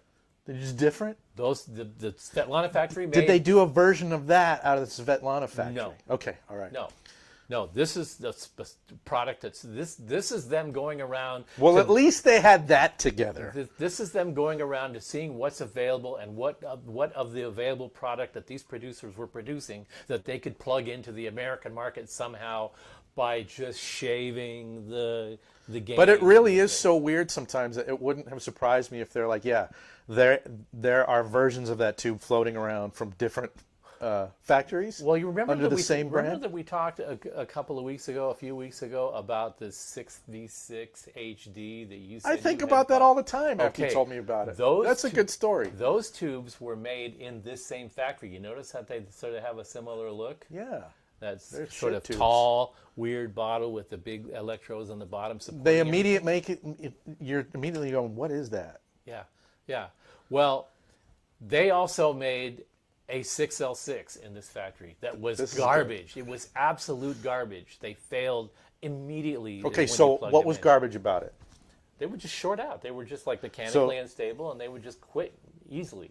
They would just give up really easily. But was like the voltage handling different? Well, but again, it wasn't really a 6L6. Okay, It right. wasn't really, by all objective standards, a 6L6. It was the same thing as this. Something that was sort of close and should work. But it's not quite a 6L6. It's not quite a 6L6, but the people that were reselling it, in the case of that 6L6 groove tubes, they went, oh, well, We could use it as a 6V6. it doesn't, yeah, we sold it as a 6V6 and we got a lot of them back because they couldn't handle the plate voltage. But you know, they work okay in amps that have 6V6s. So what we'll do, we'll rename it a 6V6 HD. Right. Because it's bigger than a 6V6. And how are we going to explain why it's bigger? Because it's heavier duty. That's what we'll say. And they printed it 6V6 HD and they sold them that way. And so the only problem is, it was actually something that operated more like a 6L6 with the 6L6's comparable plate impedance specification, whereas a 6V6 has a different plate impedance. So they didn't actually work as a 6V6. They just worked as a weak 6L6 in deluxe. Right. And you know what happens when you put a 6L6 in a deluxe is they sort of get sterile. And I was one of those dumb guys. I was one of those clueless guys. They sound kind of wimpy and sort of brittle and stuff. And the 6V6 HD one had the additional benefit of adding sponge and sludge to the Right. sound of the amp on top of all that, and that it would probably fail anyway. Very short. I was one of those dumb guys Yeah. who got the solid state rectifier. Yeah, And then ran the 6L6s in there. right, and then blew the filter caps in your power. Actually, I didn't. That never happened. But I was. Got lucky. That was some snake Yeah. oil shit, and Yeah. I didn't know any better. Well, Audio Classic was another. There was groove tubes, and there was just a reseller in Southern California here called Penta Audio, and they would get together with groove tubes with Aspen there, because Aspen was friends with this guy at Penta Labs, and they would pool their money and go overseas and buy piles of product from these different suppliers, and they would pool their funds to get bigger shipments together and get better pricing, and they would come back and they would divvy it up, and Groove Tubes would take these and Penta would take those, and they would brand them this way and that way and play all their marketing games that way.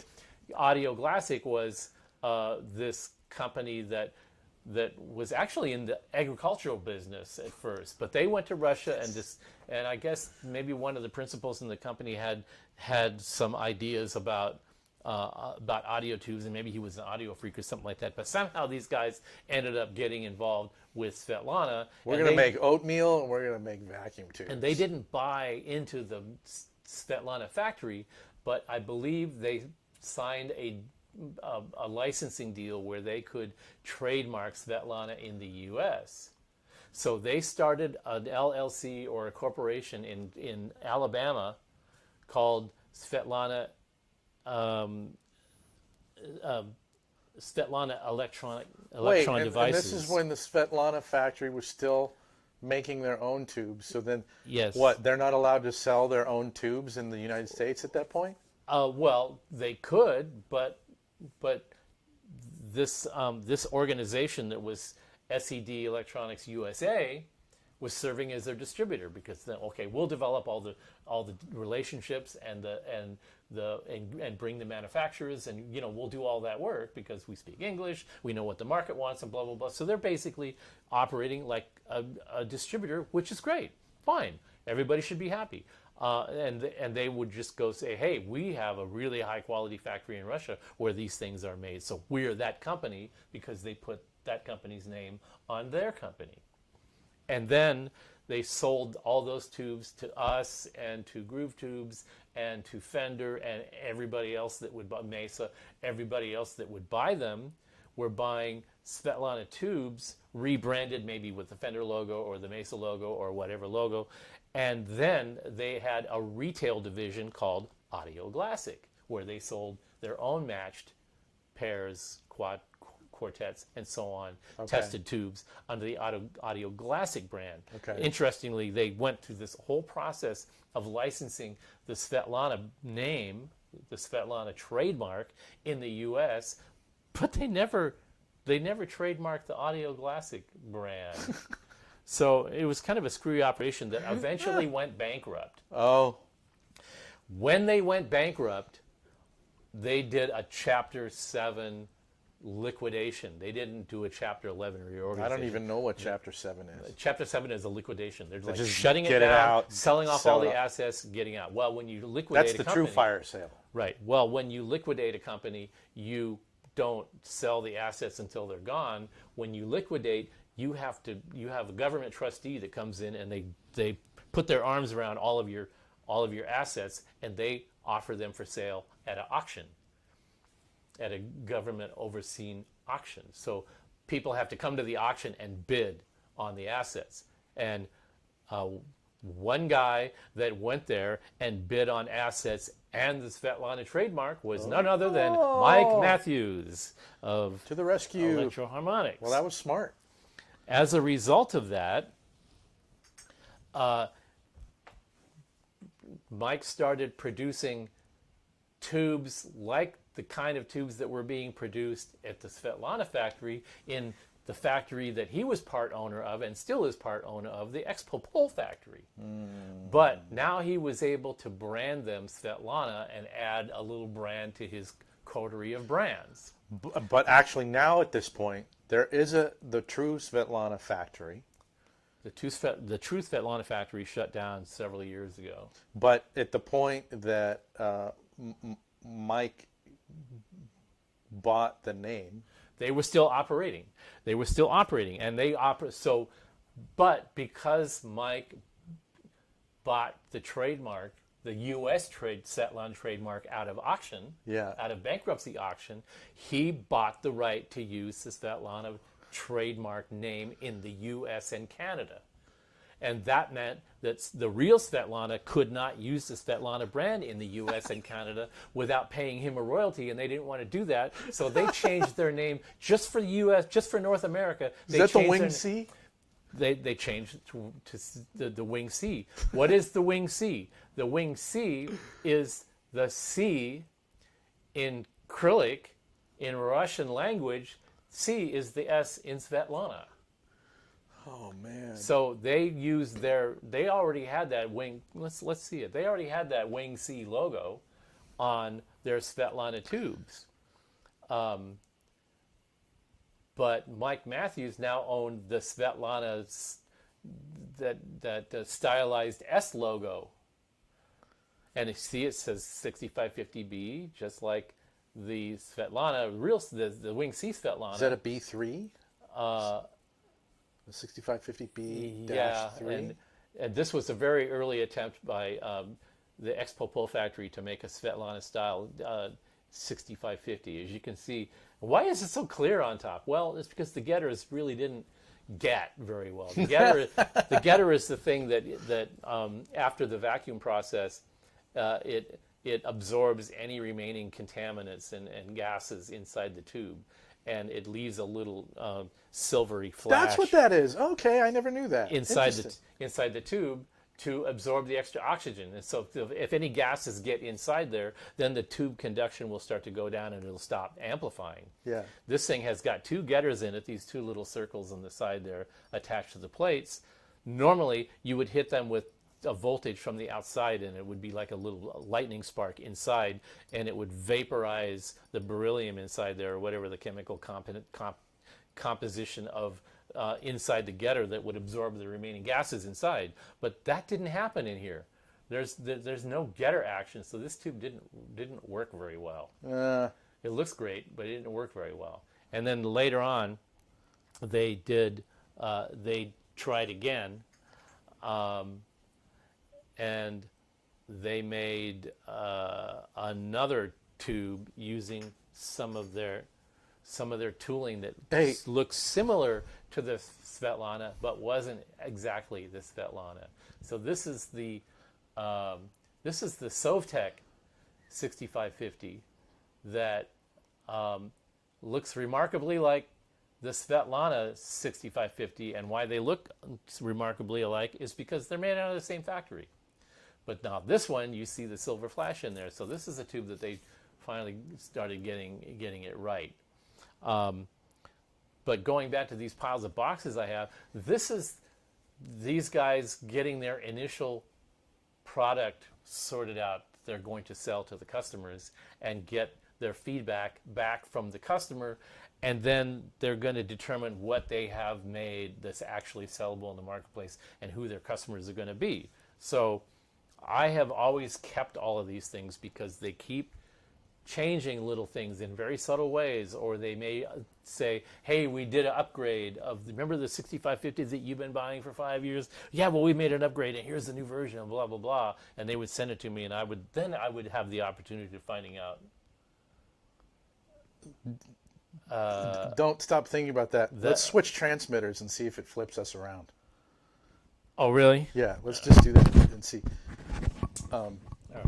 Well, anyway, as I was saying, I always keep these things because it's a roadmap. I can track what these manufacturers are doing now.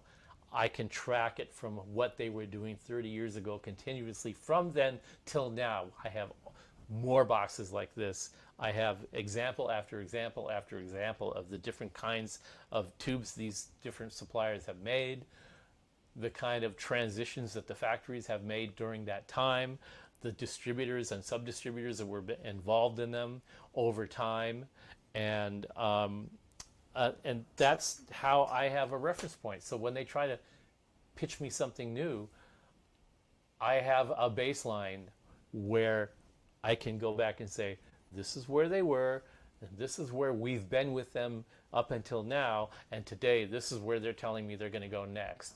And then I can not only anticipate how it's going to work for us, but I can also tell them definitively this is either the right or the wrong direction for our particular needs. And here's why. Right. So You want it to be a relationship. I want it to be a relationship. All right, ready? Yep. Wait, how do you do that? You push the little button on the side and then pull. There's a little black thing? Yeah.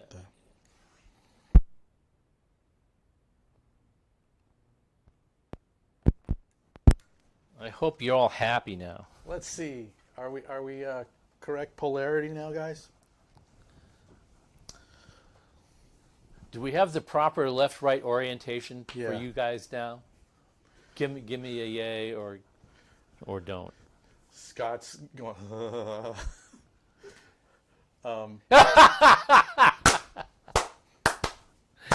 All right already. Yay! Okay.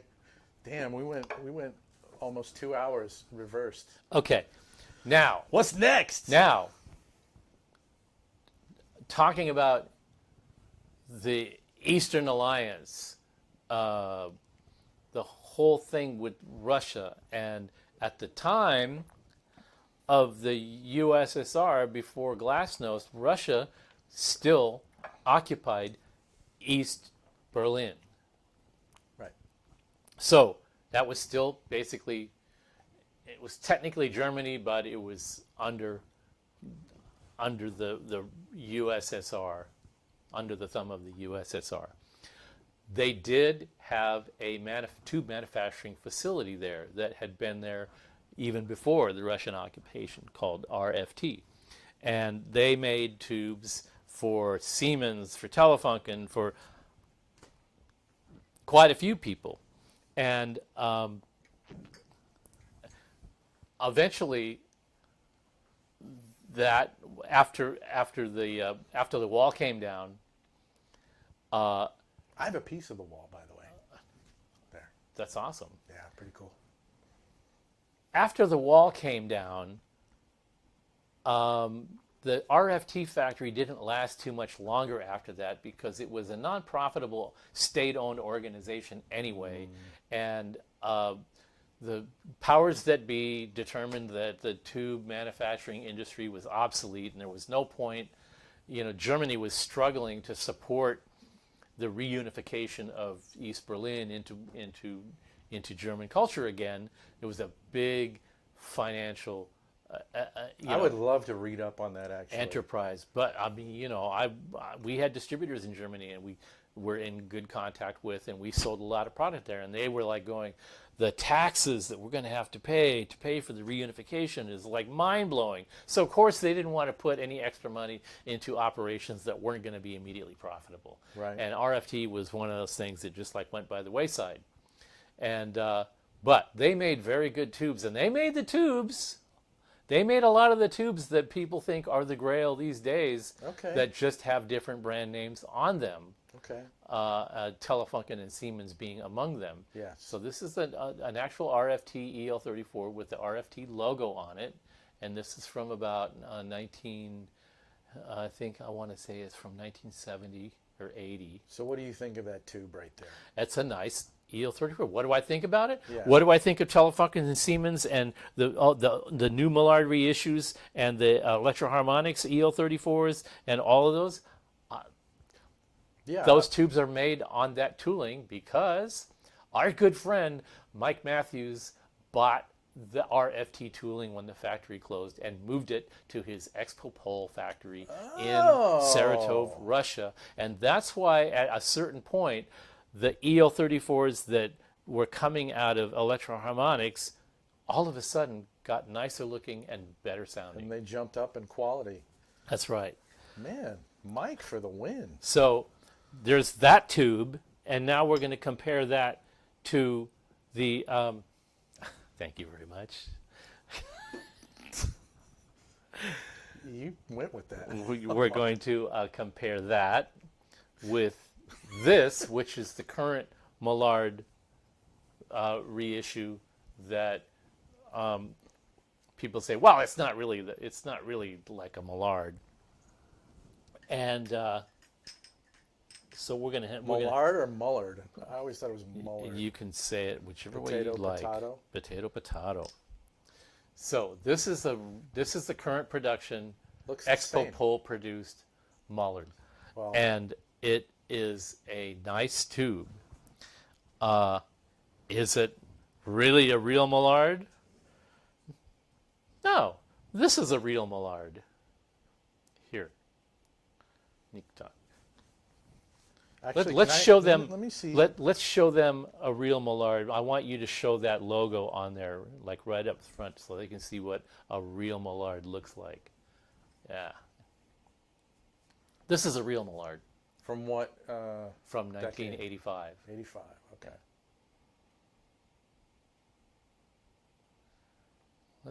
You see that? What does that say on there? RCA. RCA, made in Great Britain. Hot damn. What the hell is that all about? This is Millard selling tubes to RCA, and if you turn the tube a little bit and show them, it says 6CA7/EL34. Oh man. See it? 6CA7/EL34. Look at Now that. wait a minute. The EL34 is of an entirely different construction than a 6CA7. Why does it say 6CA7 on it? Why? I'll tell you why. Because RCA was shutting down their tube production, and they needed to sell 6 CA7s to their customers that they had already contracts to fulfill for 6 CA7s. And since that they were interchangeable, they put both numbers on the tube to demonstrate to their customers it was interchangeable. And in some cases it was, and in some cases it Depends wasn't. on the application. Depends on the application. But here is an actual British Mullard that has, the classic XF4 designation on the bottle, whatever it is, which indicates the UK factory that produced that tube. Hey, Jim, you are watching some kind of weird kids program. Yeah. Nika-chan, you're doing a wonderful job, by the way. There's the EL34, the actual Mullard UK logo, the actual tube. That looks exactly identical to the RCA that we just showed you. Because it's made in the same factory. Look at that. Now, why are we showing you all this? I'm showing you all this to show you that the whole manufacture, sale, distribution, and application of vacuum tubes is a very liquid operation. It's very fluid. And the reason it's fluid is because it's technically obsolete technology, Right. number one. Number two, in the days when a manufacturer created a new tube type, they had to go through a whole hazing process to get that tube type approved by industry. And industry, When it was a viable technology. when it was a viable technology, Which it is no longer. which it So is. there's no oversight. There's no Well, investment. it's a viable technology insofar as that there is a demand for these tubes by these manufacturers that use them. Mm-hmm.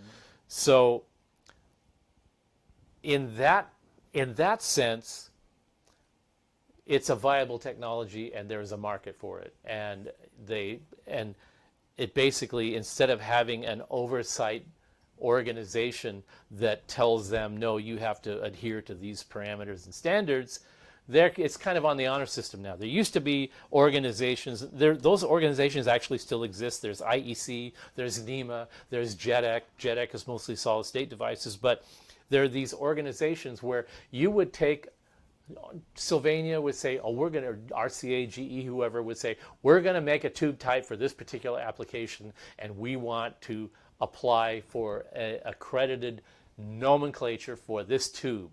We want to call it 6L6, or we want to call it 7025, 7027, whatever we want to call it. We want to call it this, and here's the reason why, and here's the documentation to support why we want to call it that and what application it's intended for. Mm-hmm. And this organization, like NEMA, for example, would take that and they would go put it through their laboratories and test it, make sure that it comports with the documentation that the manufacturer said that it was going to comport with, and then they would approve it. It's kind of like the FDA. They would approve it, say, okay, we buy into the concept and we're going to assign you the number that you requested, and that's going to be the new tube that you go out and sell. Mm-hmm. Why would you go through that whole process? Because there's other manufacturers that are making those tubes as well. So when one manufacturer comes up with a new tube design, they're going to want to patent it, or they're going to want to protect it and take advantage of their original design for a certain amount of time, and then they're going to want to make money licensing it to the other manufacturers who have their own customer base that they can sell it to, right? 6L6 HD. Right. So that would be a licensing process, and of course another company isn't going to want to buy a tube that hasn't gone through this whole process. They're going to want some kind of a way to accredit that tube so that they know when they buy that product what they're buying, and they've got documentation to support that. So every manufacturer would play by these rules, these ground rules. When the tube technology became obsolete, they no longer were signatories to these Sure. accreditation agencies, and it became the Wild West. And in the Wild West, this is why I'm showing you this stuff. These are all the products of the Wild West, of everybody just sort of making up their own decisions. This is why we have a 6L6 from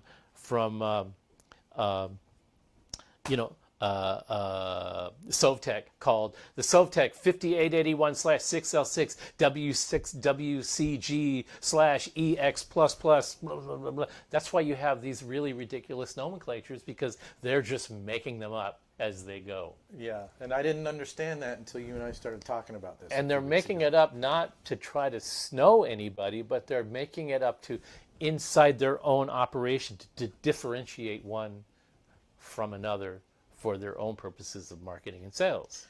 A perfect example would be each tube has its own story.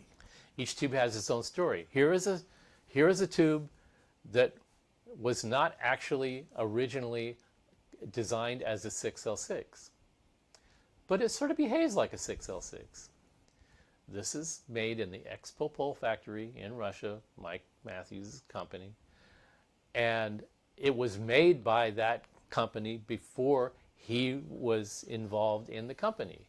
It was one of the tubes that they made for the military. It had a different nomenclature, Russian nomenclature on it. It has slightly different specs than a 6L6. It wasn't exactly a 6L6. It was kind of like a 5881, but it wasn't exactly a 5881. But it was close enough in that range that they just decided to call it both. It's a slash tube. It's a slash tube. Now, if you look at the base, tip it back so they can see the base a little better. It's got this little flat base. It's called a wafer base. That was the tube that came on it at the time. Now, why would they have this kind of funny little flat base? Well, there was a time when tubes were designed to be used in compact, high-temperature equipment, and they needed to be water-cooled. So in some applications, you didn't have a big base. You had a little flat base that fit into a bracket that had a water seal, and they basically had a little radiator system, a water cooling radiator system, so that the glass, that is awesome. the glass part of the bottle was immersed in water, and the base had a little rubber gasket around it as a seal, and it would seal into this apparatus, so it was water cooled. So they could run it at 100% dissipation 100% of the time, 24/7, and it wouldn't overheat or fail, because they kept the operating parameters, the temperature, which is the most important thing in a tube. If it overheats, the electrodes inside start to distort and bend, and then the transconductance goes down, or they short, or whatever. So how do you control that? Same way you control it with a solid-state device, a transistor these days. Put it on a heatsink. But you didn't put a tube in a hole of aluminum that had fins on it with grease. The water's your heatsink. You put it. The water is the heatsink. So that's why that looked like that. I didn't know that. That's fascinating to me. Okay. Let me see that base. That's so... Okay. Wow. Now, it's almost as if there's this lip here designed for where the... yeah. Look at... Although, that's kind of shoddy. Yeah. Well, but it's actually... that tube is a really, really rugged tube. It is? Wow. You can drop it on a cement floor and it won't break. Yeah, but the tolerance here where the seal is kind of... Tolerance, schmolerance, hey, it worked. Yeah? Now comes the pitch to Fender and Mesa and all the amplifier companies that make tubes that have that claw base support to keep the tube from falling out of the socket. And they go, hey, you know what? That wafer base thing isn't going to cut it for us. We need one that fits as a retrofit in our amps that have that little claw bass retainer thing. I hate those. So everybody hates them, but they existed already. Sure, yeah. So let's tip that back so we can see that bass. Now this is pretty much the same tube, but it was the base was custom made to fit over the unusual diameter of the base of this original Russian creation so that it would sit in a Fender or Mesa amp that had that claw bass retainer system. Yeah, see, I've scratched the hell out of this tube many Yeah. times Yeah. with those So retainers. that's why I know this. that is basically the same tube as the one we just looked at a minute ago, Huh. but it has this different base. That has a different nomenclature on it as well. Well, when they first started doing that, some guys like Mesa came along and went, well, you know, it isn't really exactly a 6L6. Can you make something that is really more like a 6L6 than the thing that you're calling a 6L6? And so they went back through their tooling and they found a plate structure that was a little taller that could handle a little bit more heat dissipation. Ah. And they put that in that bottle with that base, and now they would call it a 6L6 GC. That's the GC. And that's what Mesa started buying as the STR 430. I've had so many STR of those. means special tube requests. This is what traditionally you would go to Sylvania or you would go to RCA or GE and you would make a special tube request. The military would do this too, only they would call it a JAN number, Joint Army Navy. They would basically go tell the supplier what they wanted done a little bit differently. And now the super specialists out there that know hundreds of data points more than I will ever know, not really, but that's what they think, about tubes, will tell you that those little STR request things have to do with maybe the distance between the electrodes, or maybe the difference in the Miller effect inside, the electrode, the capacitive electrode difference between the electrodes, how much capacitance exists between the electrodes, which varies with the distance and all that stuff like that. And they would make these sort of special. No. You're on fire tonight, No, Steve. the thing that made them really different, that generated STRs, were the bottle size. We needed a little shorter to fit in this piece of electronics. That bottle is too tall. Resistance of vibration. This is going in a device that has a compressor in it that vibrates like crazy. So we need a little bit of extra. The mica supports inside need to be a little bit thicker, more robust, so the thing doesn't vibrate itself apart. STR is something else. The getter inside is sort of delicate, and when this tube is really out in the field being driven around in a tank, the getter breaks off. So we want you to mount the getter a different way so that it doesn't break off. Okay, we'll put a little extra bar in there, and we'll maybe put two getters, and we'll weld them a little tighter or something like that, and that'll generate a different part. So these STRs can mean anything. It could be anything. The thickness of the glass, how flat it is on the top, how compatible it is with a technology or equipment that they've already created for the application of that tube. It's got to fit in something else. And then there's the variations in just the pinout, which would generate a different number, like I forget, 70.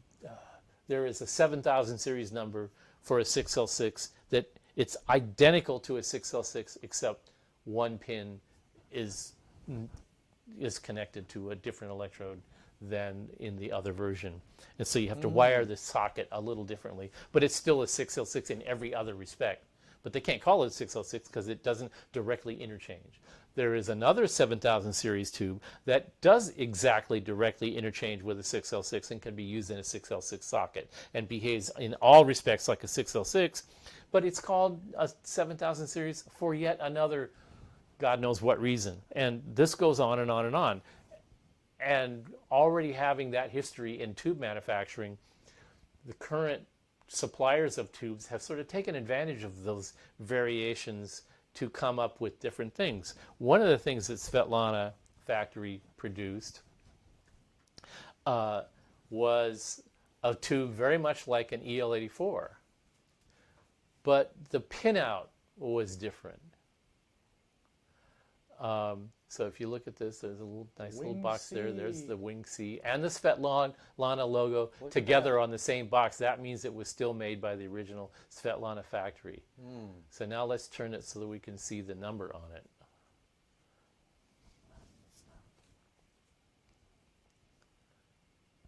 Yoop.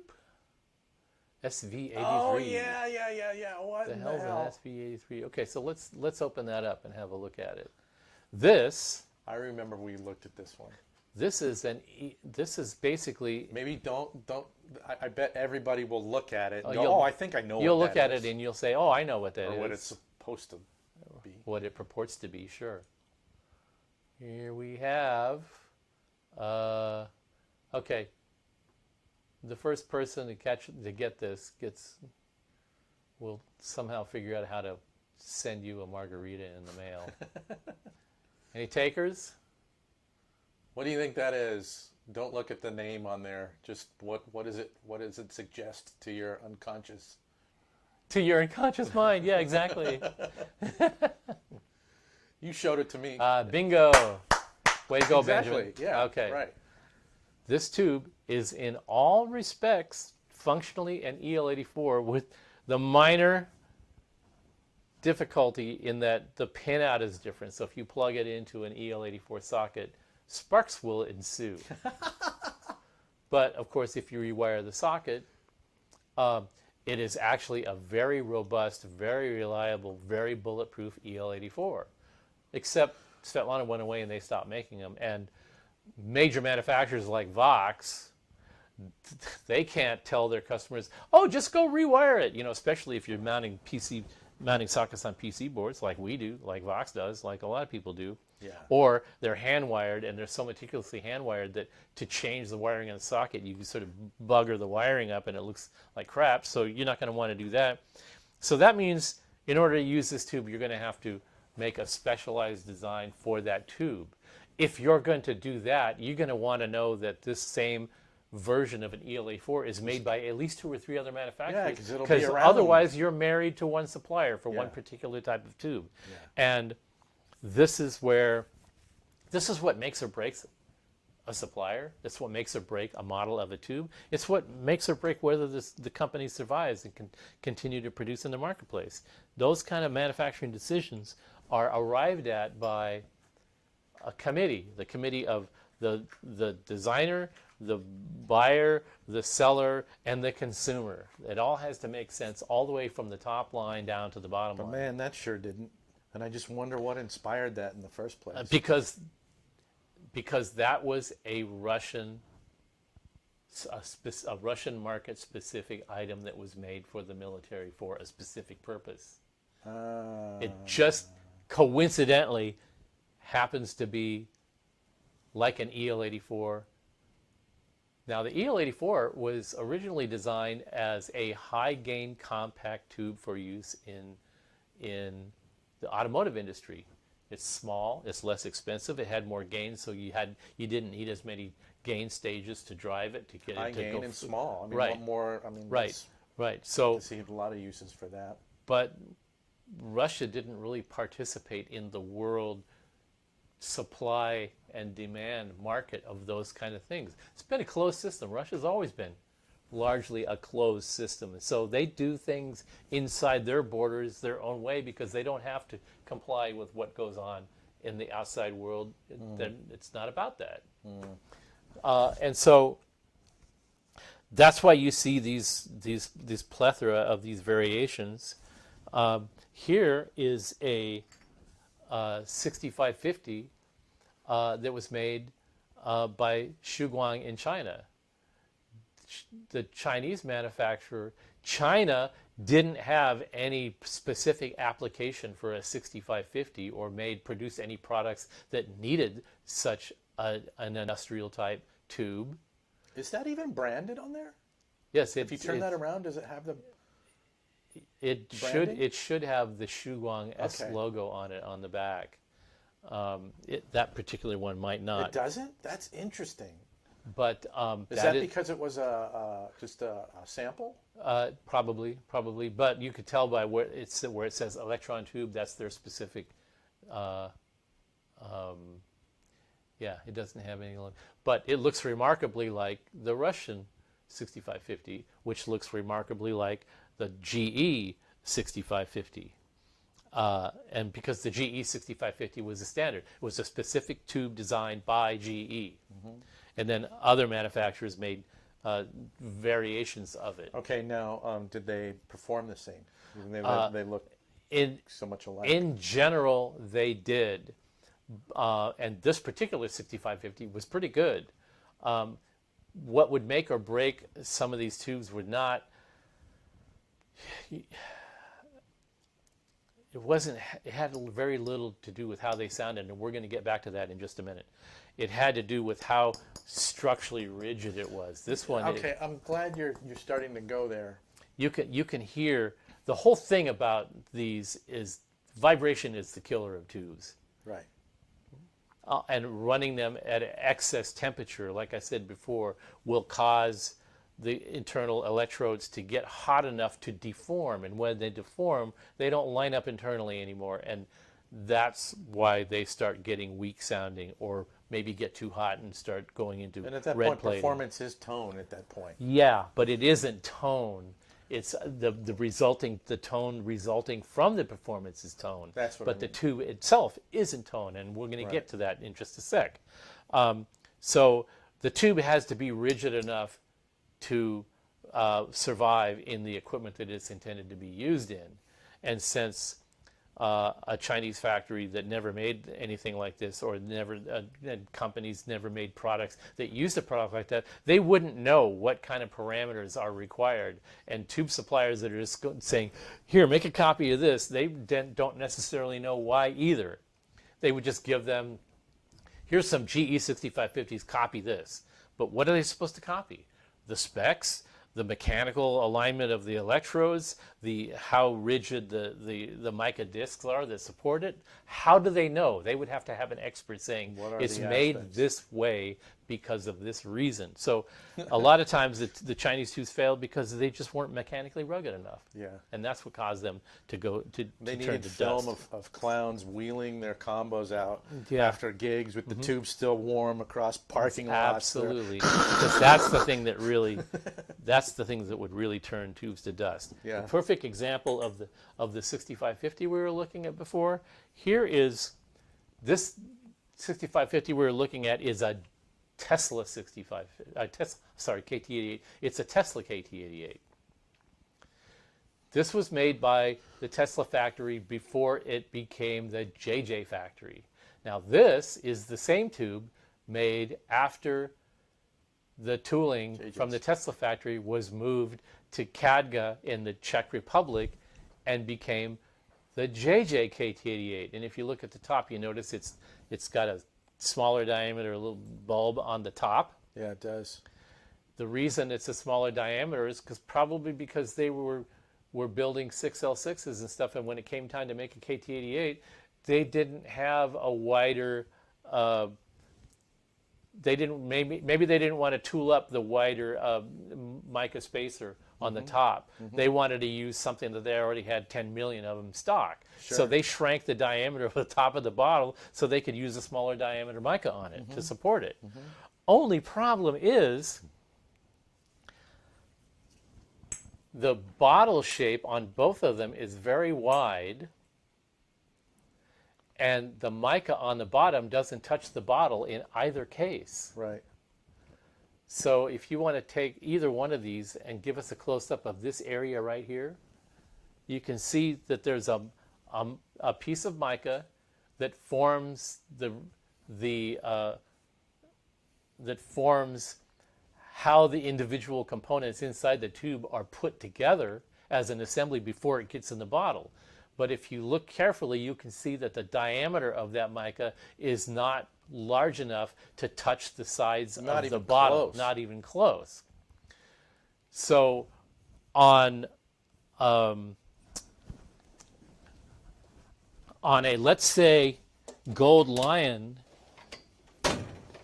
KT88, a real MO valve Gold Lion KT88, oh, look, same deal. Mica on the top that touches the bottle, mica on the bottom that does not. Oh, wow, look at that. So now this is a world-renowned, respected, the granddaddy of all KT88s, the one that you pay hundreds of dollars per unit to own.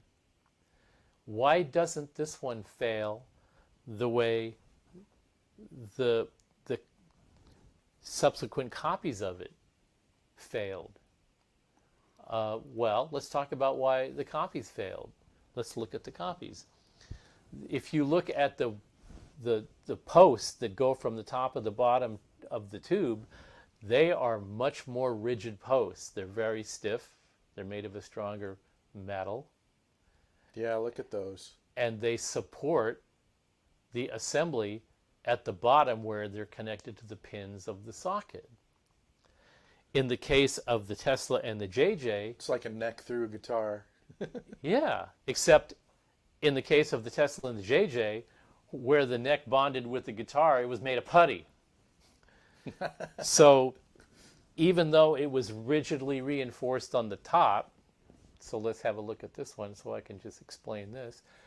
Even though it was very rigidly reinforced in the top, they relied on the support rods on the bottom, just like the MO valve, the original, but the material was much softer. So if this thing took a shock, the plate assembly would just tip like this or like that. It would matter how robust it is. Yeah, at the it top. would stay rigid at the top, but the bottom would shift because the support rods weren't rigid enough to support it. Just the eye test. You like look at Yeah. how flimsy that looks. On In the fact, bottom. I don't want to do that because this is a good tube, but if I hit it hard enough with my hand right here, You'll see it shift. You'll see it shift. Yeah. And then it'll fail once it does. This one, you could drop this on the floor and it won't shift. Look at that, man. That's what holds that thing together. Yeah, that's Now this is a 60, 70-year-old tube, and it still works, you know. But let's talk about that now because we have this. Let's have another look at this tube, and I want you to look at the size of the bottle. And it has sort of a brownish cast as opposed to that nice, shiny, silvery look that you see on the other tubes that's so sexy looking.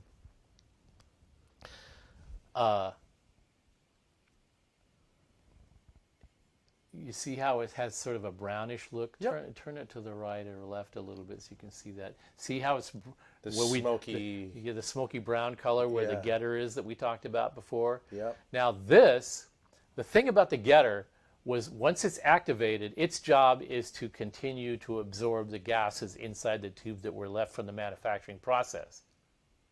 In addition, they have to continue to do that job for the life of the tube. Why? Because even though it's a vacuum inside, it's not an infinite vacuum. It's not a lifelong, forever vacuum. It's not a vacuum. Just like a birthday balloon, it doesn't have a hole in it, but it shrinks over time. Why?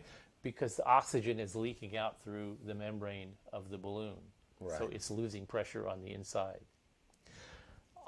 In the case of a vacuum tube, the opposite thing is happening. There's a vacuum inside and there's oxygen outside. There are gases outside. So over time, gases are osmosing in through the bottle into the tube. Mm-hmm. And the getter's job is to absorb those incoming gases as well to maintain the operation of the tube over a long period of time. But it's not infinite. Otherwise, the getters would be 10 times the size that they are. They're designed to make the tube have a finite lifestyle that's longer than if it had no getters in it at all. Right. What happens when the getters stop absorbing the incoming gases? The vacuum quality inside the tube begins to decrease. And that means the amplification factor of the tube consequently decreases. So how do you quantify the quality of getters? Well, Is it a material? That's in the engineering process. They're going to have an X amount. What's a getter made of? It's actually just a little dish with a combination of chemicals, beryllium and a couple other things. But I'm wondering, like, you know, the concentration of the chemicals, the percentages.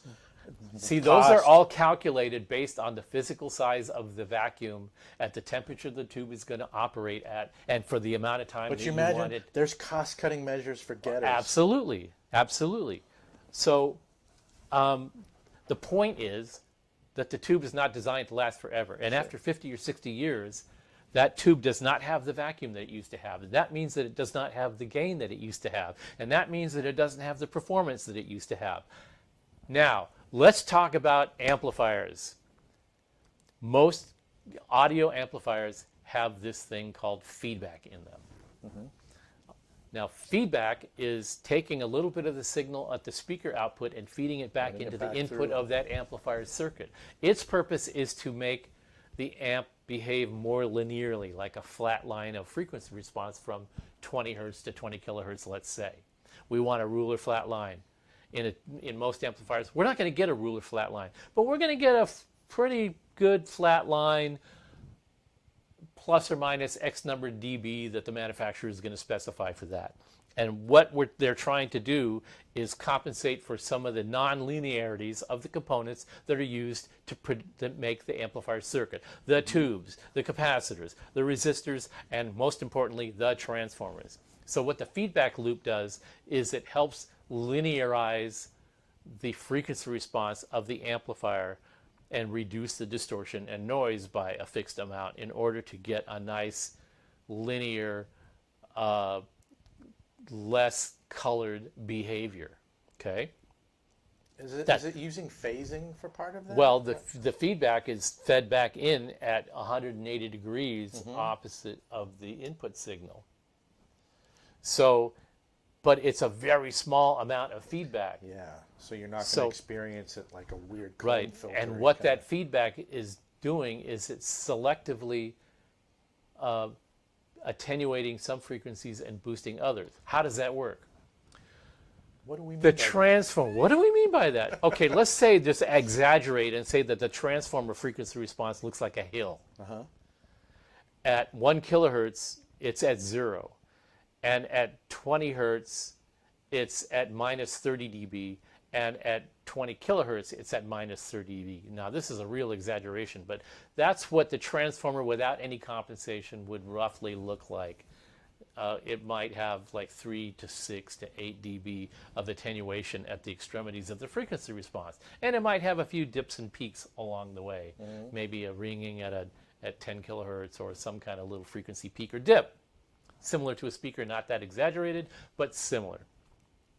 So what the feedback loop does is when the output transformer is operating at its peak efficiency at whatever frequency it does that, it's sending a certain amount of feedback back into the amplifier that sets the level of that linear spot.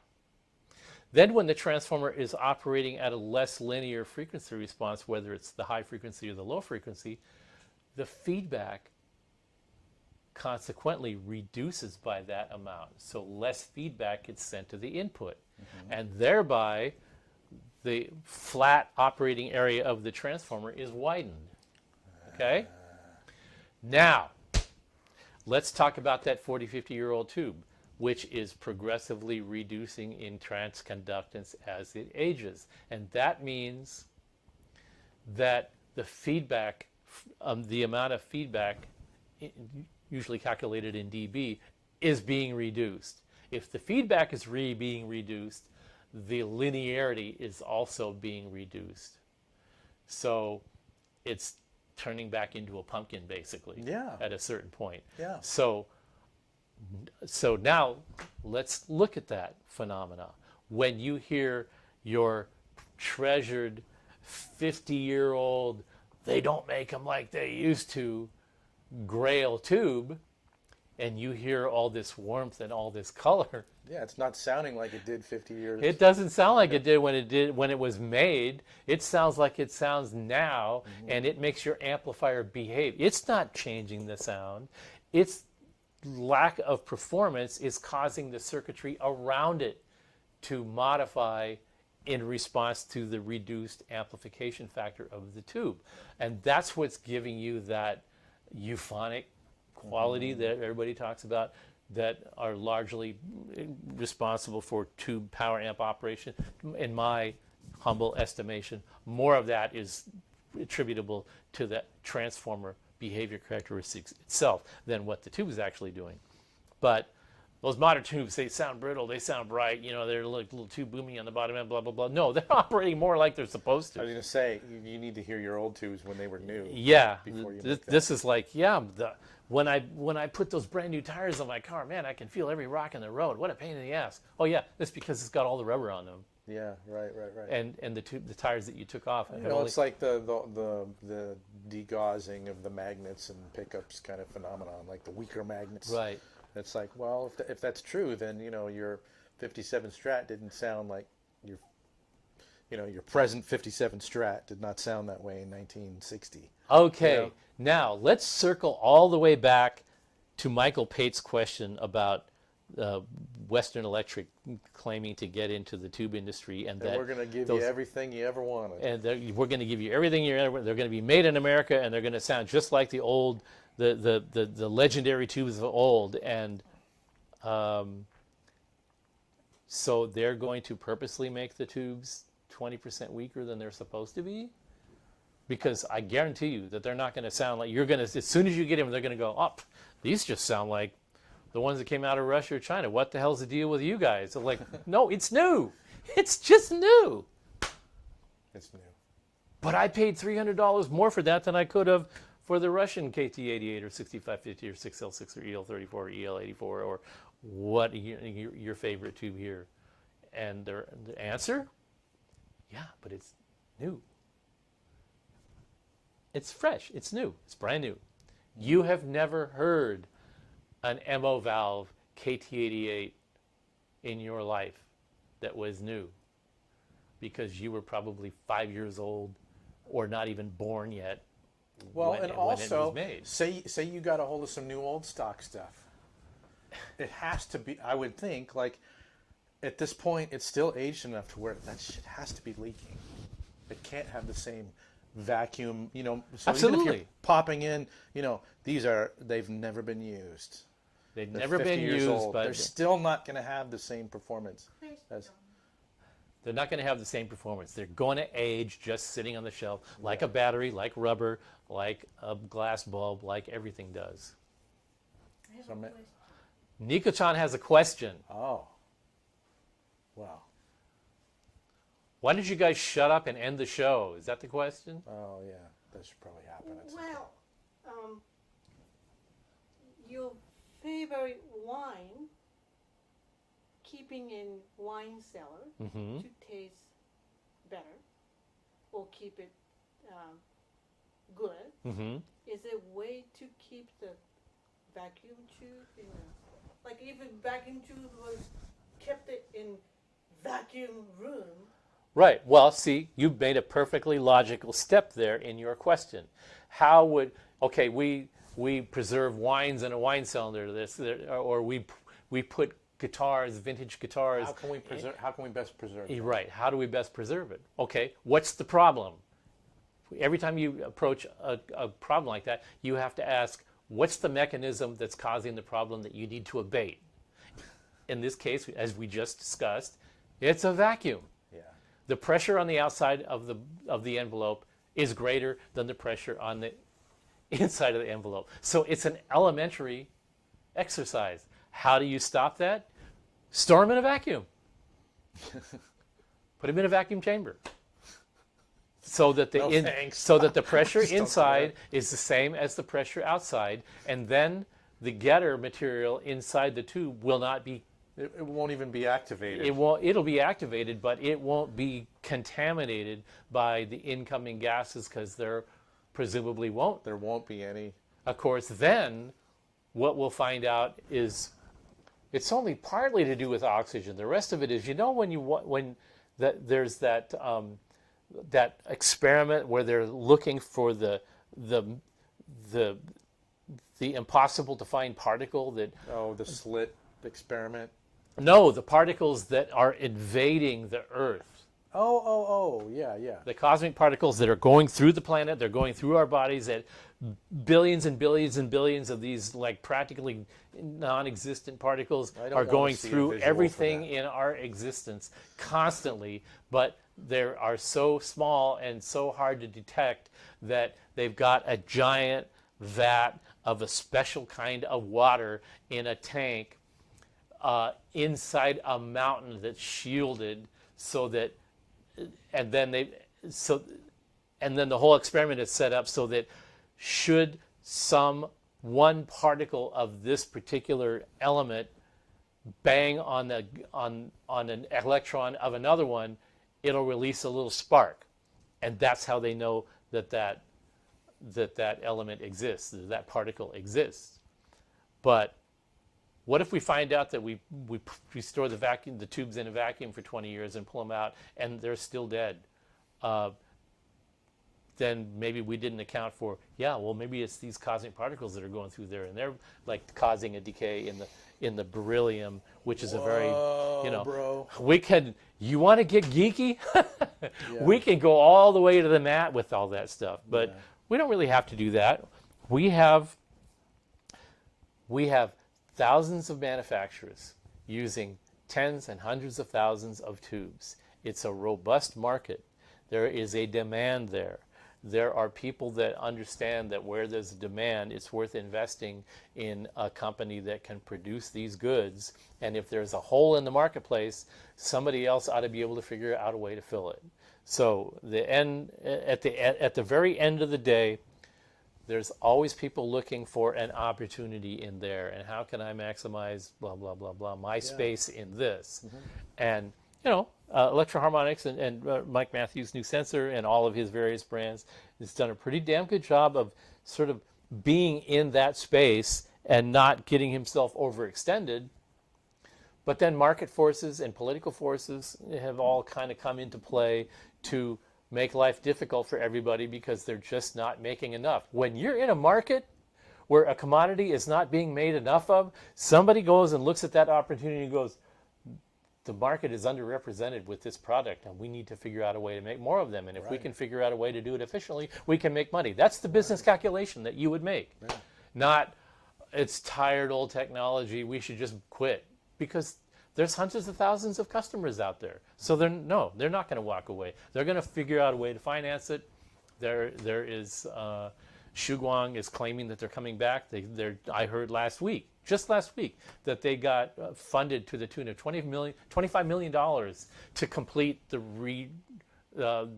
refitting and rehiring at Shuguang with a goal of being back into production. Where's that the money beginning coming of from? next year. It's probably it's in China. It's a communist country. That means the money is coming from the government. That's what I wondered, if it was state money. So why would the state put money into that? Because there's a market there. Right. It will generate jobs.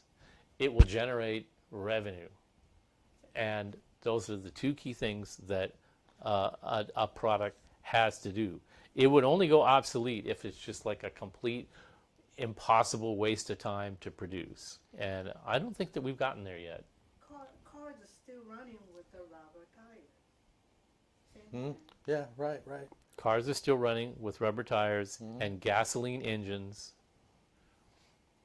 I don't know these tubes. Our man Jay-Z here, Sylvania 6 CA7s and his 68 Super Bass. I have no opinion on those. John knows more about that stuff than I do. Well, the American tubes were designed to be really rugged in industrial applications. Now, vacuum tubes weren't always used for audio. They were used for amplifiers for vibration machines that you would put the product that you were producing on it, and it was a product that was going to be subjected to rugged, a rugged environment, a lot of vibration. So they would make these shaker tables, and they were powered by amplifiers that would just shake the assembly to try to get it to shake apart. It's like the cousin of crash test dummies. Yeah, or amplifiers to generate a specific frequency for lab testing, or for all manner of functions. So the tubes that were designed for audio at one point started to become things that would be designed for industrial applications, where they would be running at their full maximum specifications for at 24/7, 24 hours a day. And so, like the beam power tube, they replaced a grid with a little a metal reflective sort of operation that would help form the beam and make it more efficient and make it more temperature stable and things like that. So the tubes like the 6L6, the 60A7, and the 6550 were the American ruggedized counterparts of the Genelec type tubes, which were the KT series, the KT66, the KT77, the KT88. They were these different kinds of counterparts. Now, the KT means kinkless tetrode, and both of those tubes are tetrodes, meaning that they have 6 conductors in them. But the kink refers to the characteristic curve of the tube under test when it's designed. And at a certain point in the performance of that curve, there would be a little kink as the tube turned on and started conducting. And the KT series tubes were designed to eliminate that little kink, because under certain circumstances it could cause a little anomaly in the performance of the tube. So they wanted to get rid of that kink in that performance, so they designed it out. In the case of 68.7s, 6550s, et cetera, they didn't care about that. They cared about rugged, high, rugged performance at the upper extremity of the performance capacity of that tube. So they weren't concerned with the subtleties at the very beginning of the onset of current. They were concerned about, will this thing pound sand for 24/7, Right. 12 months out of the year. Right. So those tubes would tend to be more stable and more reliable in the long term. How do I like the sound of them? Let's just go back to the whole thing about the feedback loop. They stayed more accurate longer. And when the tube performs more accurately the way it's supposed to, the linearity of the amplifier that's used in maintains greater linearity. And that means that you hear more linear tight bass and more detailed clear top end.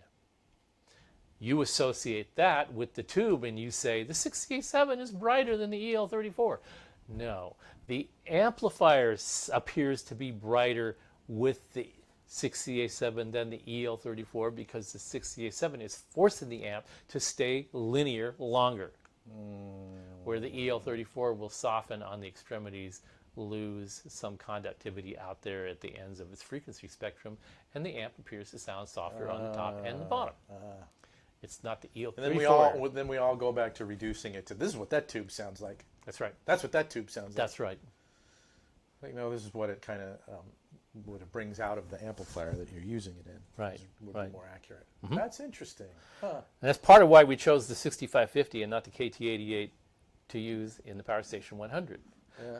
Because it's a more stable tube at high temperature, and in the PS100, it's a smaller, tighter box. It's got a fan, but it's a smaller working environment that generally operates at a higher internal temperature. So the operating temperature of the tube stays higher longer, and that means that the 6550 will be more stable longer. So it'll last longer in the tube and in the amp, and it will. And because it will stay more linear, your attenuator will stay more transparent. Don't say it!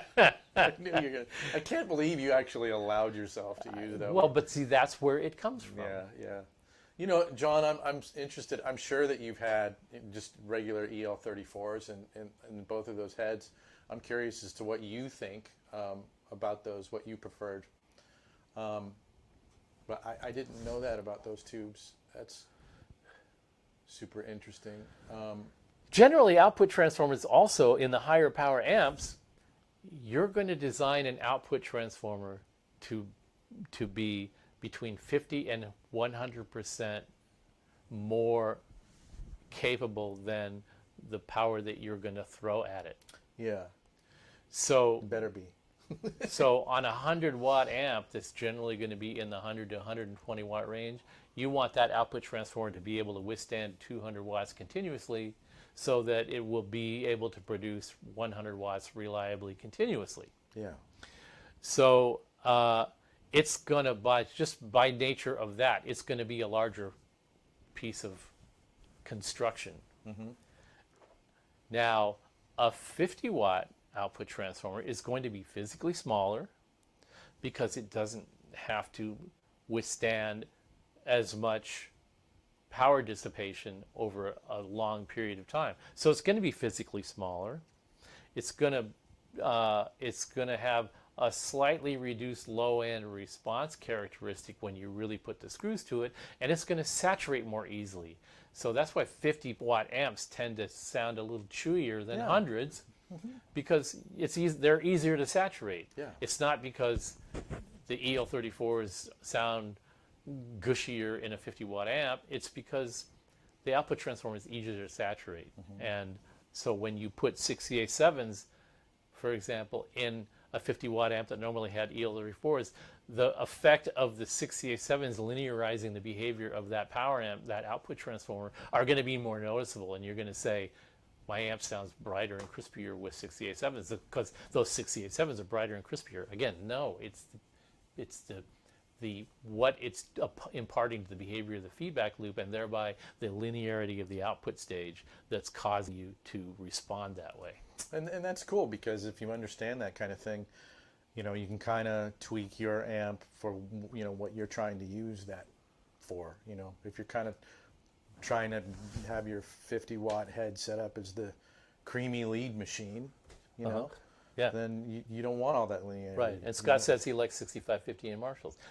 So what Scott's saying, I like my Marshall to be more linear and tighter and crisper on the top. Yeah, totally. And you get that with the 6550s. However, there's another thing at work in there, in that 6550s don't operate at the same impedance as EL34s.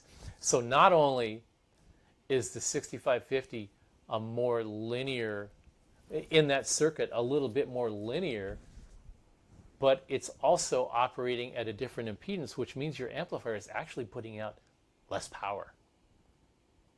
And because it's putting out less power, it may sound louder, it sounds crispier, it sounds tighter on the bottom, it sounds more aggressive, but it isn't more powerful. It's actually a little less powerful.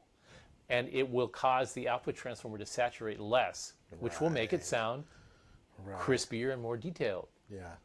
And which punchier, you're going to think, yeah, when it's punchier, your ears are going to fool you into saying that's louder. Right. Even if it's not. Yeah. Spikier transients can fool you in a big hurry. Oh, absolutely. You know? Absolutely. Can you answer this? I mean, it seems to me, you know, I would think, can you read that question there? I'm eyeing a quad Sovtech 6550 seller, stated that it's between 15 and 20 years old, a new old stock. Any opinion on whether or not, you know, the vacuum seals would have started to break down like we were talking about? I imagine it's unavoidable, right? 6550s, I really liked those tubes, and I used them a lot in our amplifiers, and part of the reason I used them is because they were a little less linear than their higher powered counterparts. But it really depends. 20 years old. Well, we've went through this thing with all these different tubes, and there are two or three different constructions of the Sovtech 6550s from 20 years ago. Because they made them one way for a while, and then they started making them a little bit differently. And it depends on which one you end up getting. If you get the ones that, it won't be the vacuum that's really affecting the performance at that short amount of time. 15 to 20 years is not really that old in tube life. 40 you're to talking 50 years. 50, 70, and then you're really talking about where things start getting impacted. But 15, 20, not so much. What you're going to be concerned about is if they've ever been run too hot. And if they have, then there's no way to... Well, this guy's saying they're at NOS, so If shouldn't they're be. NOS, you just want to be able to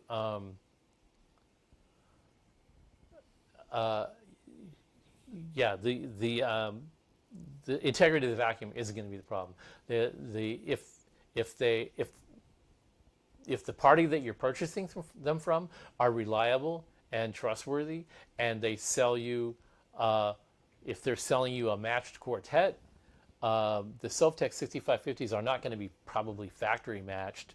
Like the thing about 6550s, the GE 6550s, is when they were factory matched, they were factory effing matched. This is a pair of GE 6550As. See if this is really difficult to do. Here is a factory matched pair of 6550s from 1985. There you go. You see the that's from the GE factory.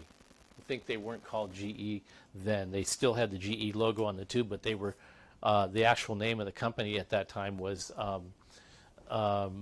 Vacuum Devices or something like that. Catchy. But these are factory matched, and that means that you know that they were checked and fit into some specific parameters at the time of manufacture. Other matched tubes are matched by resellers or guys on the internet with a Hickok. The minute somebody says these were matched on a Hickok tube tester, just all bets are off. That isn't really the way to match tubes. They need to be burned in, and their parameters need to be examined.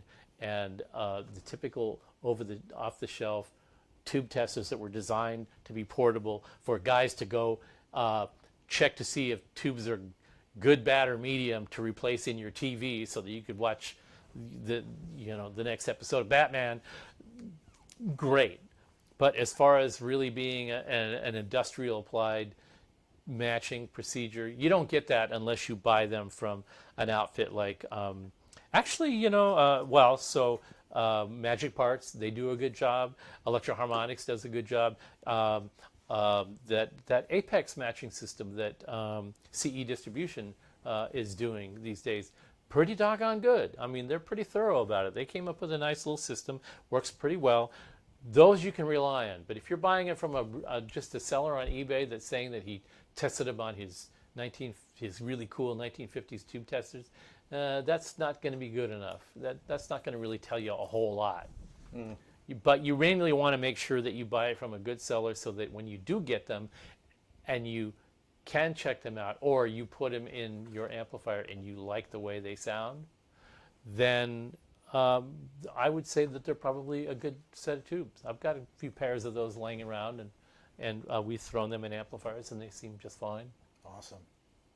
We used them in the 2150 power amps after GE ceased operation and ceased producing the GE 6550s. Those were one of the tubes that we switched to. They worked just fine. Of course, they got pounded the shit out of in 2150 power amps, but that's not really that's not really the norm. Number one, and number two, you said they're new old stock.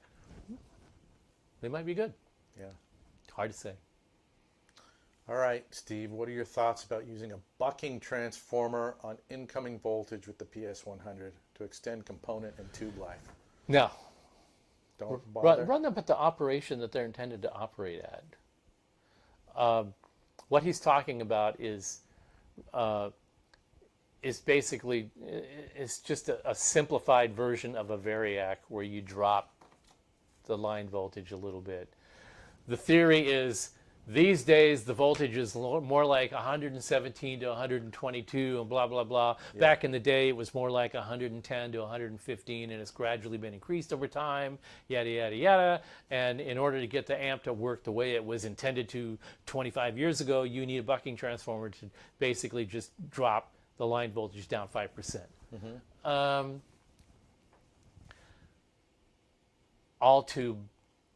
All electrical specifications, all electronic specifications, especially in tube gear, are predicated on a tolerance of plus and minus 10 to 20%.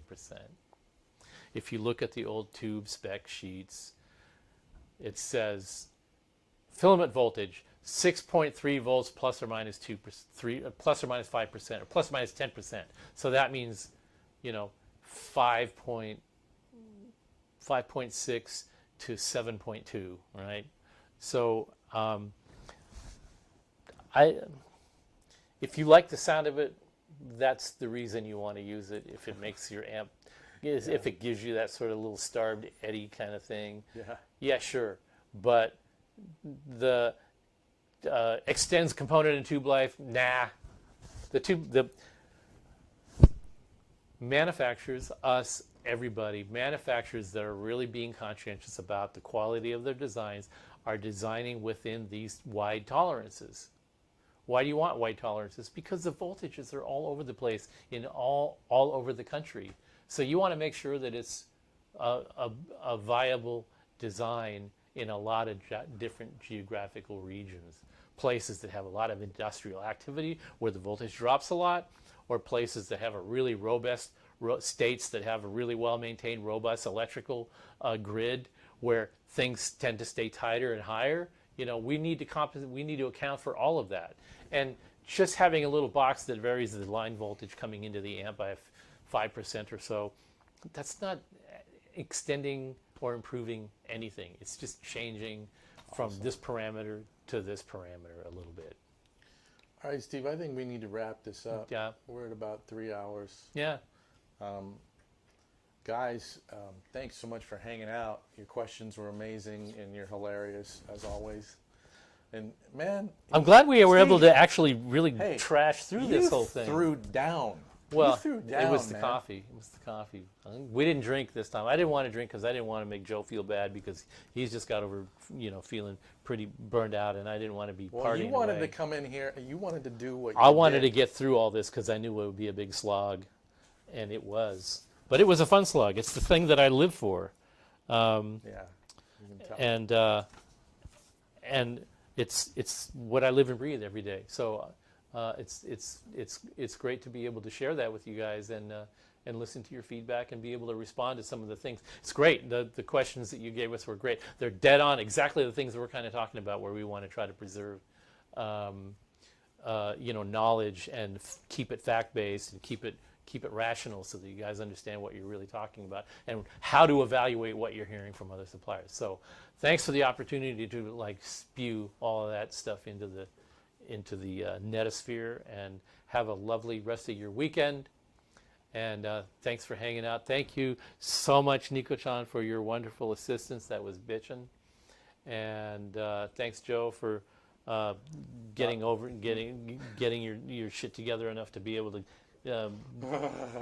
get back online, because we got a thing going here. We want to keep it rolling. Yeah, definitely. All right. Nico-chan, high five. Steve, high five. All right, let's High blast five to all out of here. you. I Cheers. think I'm about to press the right file. Hopefully this is... Cheers!